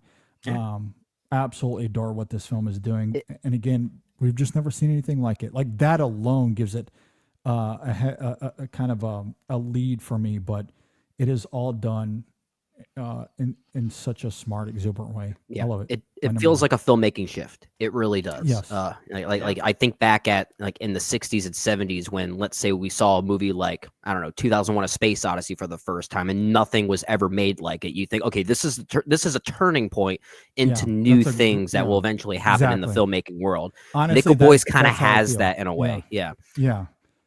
And that's why I think I kind of have it where I do, as far as, and look, I haven't done the exercise yet as far as where we're at with the decade, but I think it might be, because it does feel like that kind of a shift. Like we just witnessed a 2001. And it's interesting we talk about it in that way, because in the opening minutes of this episode, when we talked about 2024 as a whole, we sort of acknowledge that there was no real cultural touchstone to define this year like a Barbenheimer did last year. And maybe that's true, but I wonder if that will be true in 10 years from now. That's a great point. That's exactly what I wanted to say next. Yeah, I do wonder if, like, not even if, but how history will be kind to Nickel Boys and the imprint that it leaves on the filmmaking world. And we may end up having those conversations. Well, then maybe they should release it in goddamn theaters so people can see it. Just an idea. Just Access. an idea. It might work. That might work. I do wonder. The only thing I'll disagree with is, like, yes, it is kind of a paradigm shift in what can be done, but I don't think it's going to be a shift in what is done, because I think this is the perfect marriage of director and cinematographer, and I can see many other pairings trying this and falling flat on their faces in the next 10 years. I can. I think if anything, where I say it's going to be a cultural touchstone, maybe it's going to be a study of how to do it well. And maybe like how that pairing between cinematographer and director can actually do new things with it, and how maybe the inspiration from Nickel Boys maybe is where it stems from, but it might not be that literal. So. It might not be that literal thing. Yeah, that doing. I mean, I think this is definitely, no matter what happens, this is definitely going to be that movie that cinephiles are annoying about, me included, for the next 20 years. Like, oh, you haven't seen Nickel Boys and you don't know cinema. Get out of here. Like, it's definitely going to be us. It'll be. I mean, it'll become a film bro kind of thing. Yeah, and you could say the same thing about 2001. That is an important movie in cinema history, not just because it was big and bold and, you know, is well thought of, but just because it was like nothing we had ever seen before. And you know, even watching this at home on a screener, I was like, wait, what is happening right now? Like, are we going to do this for the whole movie? And we basically do, and there's not a misstep. And I cannot believe there wasn't, because there are so many places where this movie could have gone wrong, and it ends up being, like I said, a 5-star movie. Like my 1, 2, and 3, I could very happily shuffle those and be very pleased. So Nickel Boys #1, great choice. Yeah, and maybe I can see why they're wanting to wait until the Oscars comes out if the film eventually gets some sort of recognition, because there is a lot to the film. It is dense. It's new. It's experimental. And maybe that is hard to sell. I don't It's really a know. slower rollout than The Brutalist, for God's sake. I know. Like, I know. It's true. Like, I can't tell you how many people in the real world I've told about this movie. They're like, what now? What is Yeah, this they don't movie? know. I've never They don't heard know. of it. The Brutalists Yeah. they're starting to hear about. Nickel Boys, nobody's heard of it. And it's like, No. I don't know how you're expecting to get an awards push if you are not allowing people to see it and See the word film. to spread. Yeah. Like, Yeah. Yeah, I know. Upsetting. It's unfortunate that this doesn't have the marketing strategy or perhaps the finances behind it because or like any strategy whatsoever. Yeah. Like, Yeah, just the none. empty strategy. Yeah. I Instead, mean- everyone's talking about Amelia Perez. I know. Who would talk And about I that? mean- Stupid thing to talk about. I don't know. I don't know. certainly would never talk about that movie. I guess I talk about it too much by simply saying the title. Yeah, that's Yeah. enough. I know. And the fact that we didn't mention it on this show means we're probably going to get some trolls, I'm sure. But That's fine. It Um, stinks. Come at me. Darn that Dave. Leave JD alone. Just come find me. Yeah. That movie stinks and you should feel bad about watching it. I'll So, join that I mean- conversation. Talk to me. I don't. It's not good. MGM via Amazon, they don't really do well on the award circuit anyway, do they?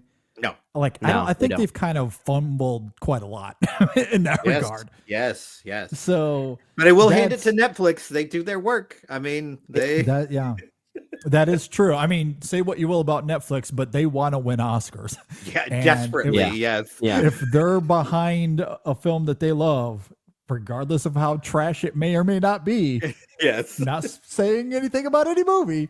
I am. I mean, I mean, they will pour the money, and I wish that. And look, Amazon has no goddamn excuse. They No. have all the money in the world. Why they're not pouring millions behind this film to get Oscars is, well, I mean, that is the Amazon way. They're really cheap, but Yeah, it's true. Yeah. you know, they love to nickel and dime you to death. Oh, So boo. maybe that is appropriate. Boo. Boo. That deserves booing. That really Okay. does. Horrible. Okay. I know. On that, But look, oh my god. that's an anti-Amazon take. I think we can all agree with that, Yes. right? Yes. yeah. Okay, so we- They have a tendency to cut corners for sure. Yeah, they do. Nickel Boys, how on the other hand, did not cut corners. It is a brilliant, brilliant film that is shot exquisitely. Jomo Frey, cannot say enough good things Oh my about God. him. Yeah. My God. I hope he and Ramel Ross continue working together forever. They're Same. two peas in a pod. Yeah. They belong together with everything they do. So, Yeah. but yeah, I do. I think bringing up 2001, Brennan, was very, very astute. I think that is exactly where we're at. I think in 20 we'll years, see. we'll look back at this as some sort of paradigm shift. And again, going back to the beginning of this, 2024 to me was defined by experimental, brazen filmmaking, just ambitious filmmaking. And I think that was very evident through all of our picks throughout this entire conversation. And Yeah. for me, Nickel Boy stands above the rest. I Nice. love it. It's good Absolutely stuff. love It's it. good stuff. All right, we are going to round out this conversation by revealing our 11 through 20, as we always do. So, Dave, what do you have for your 11 through 20? All right. 11 through 20. Number 11, Love Lies Bleeding. Number 12, Challengers. Number 13, All We Imagine Is Light. Number 14, Baby Girl. Number 15, Sing Sing. Number 16, Hard Truths. Number 17, A Real Pain. Number 18, The Bike Riders. Number 19, I'm Still Here. And number 20, Red Rooms. A lot of good stuff there. Some crossover as well. My number 11 is A Different Man. My number 12 is Soundtrack to a Coup d'etat. Number 13 is Queer. Number 14, Juror Number 2. Number 15, The Substance. Number 16, Evil Does Not Exist. Number 17, Hitman, the Richard Linklater film.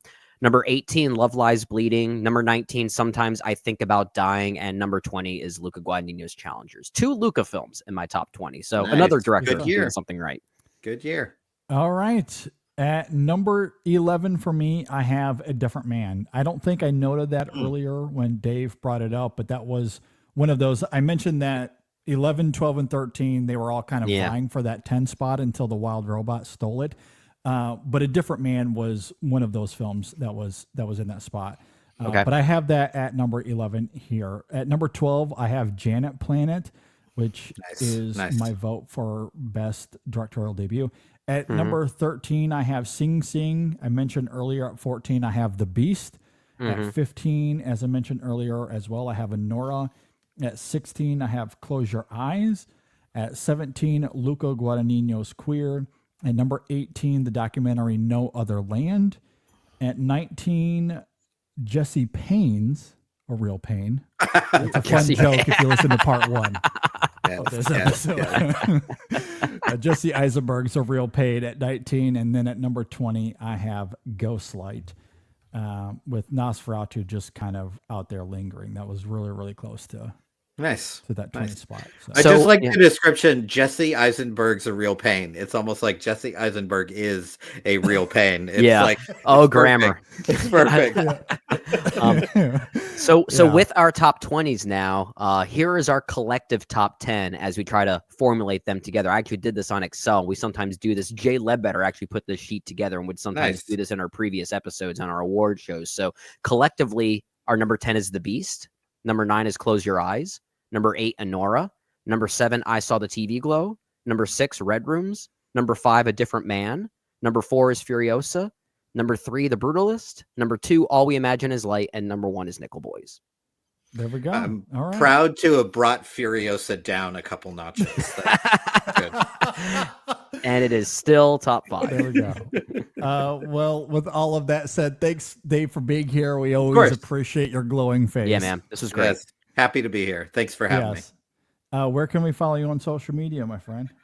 You can follow me on Twitter and everywhere else at Darn That Dave. You can listen to my podcast, Pop Culture Case Study. Follow that at Pop Case Study. And JD, you've been a guest on that show when we talked about Top Gun Maverick. Yeah, that was a really fun episode. Yeah. I will always talk about Top Gun.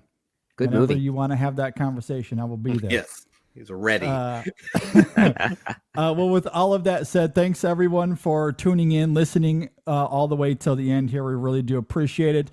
Once again, go and check out part 1 of this episode where we give out all of our nominations and awards for all the amazing categories that we cover. And be sure to let us know if you agree or disagree with anything we had to say here. You can leave a comment below if you're watching on YouTube, or you can hit us up on social media, Facebook, Twitter, Instagram, Blue Sky, Letterboxd. You can always email us InSessionFilm@gmail.com. All right, that's it. Do you guys have any final thoughts before we get out of here? 2025, baby. 2025. Yeah, I guess we that's had worth good noting. this year. Time to forget about everything we saw in 2024. Yeah, we will move on. Next week on the show, episode 620, we will be doing our top 10, top 5 most anticipated films of 2025. That'll be that episode. So be on the lookout for that. As for now, it is farewell to 2024. We are officially moving into the new year here at InSession Film. So it's very exciting. Thanks again, guys, for joining me. Thanks for listening, everybody. We hope everyone enjoyed the film year as we did. And we will see you all next time on the InSession Film Podcast. Woo!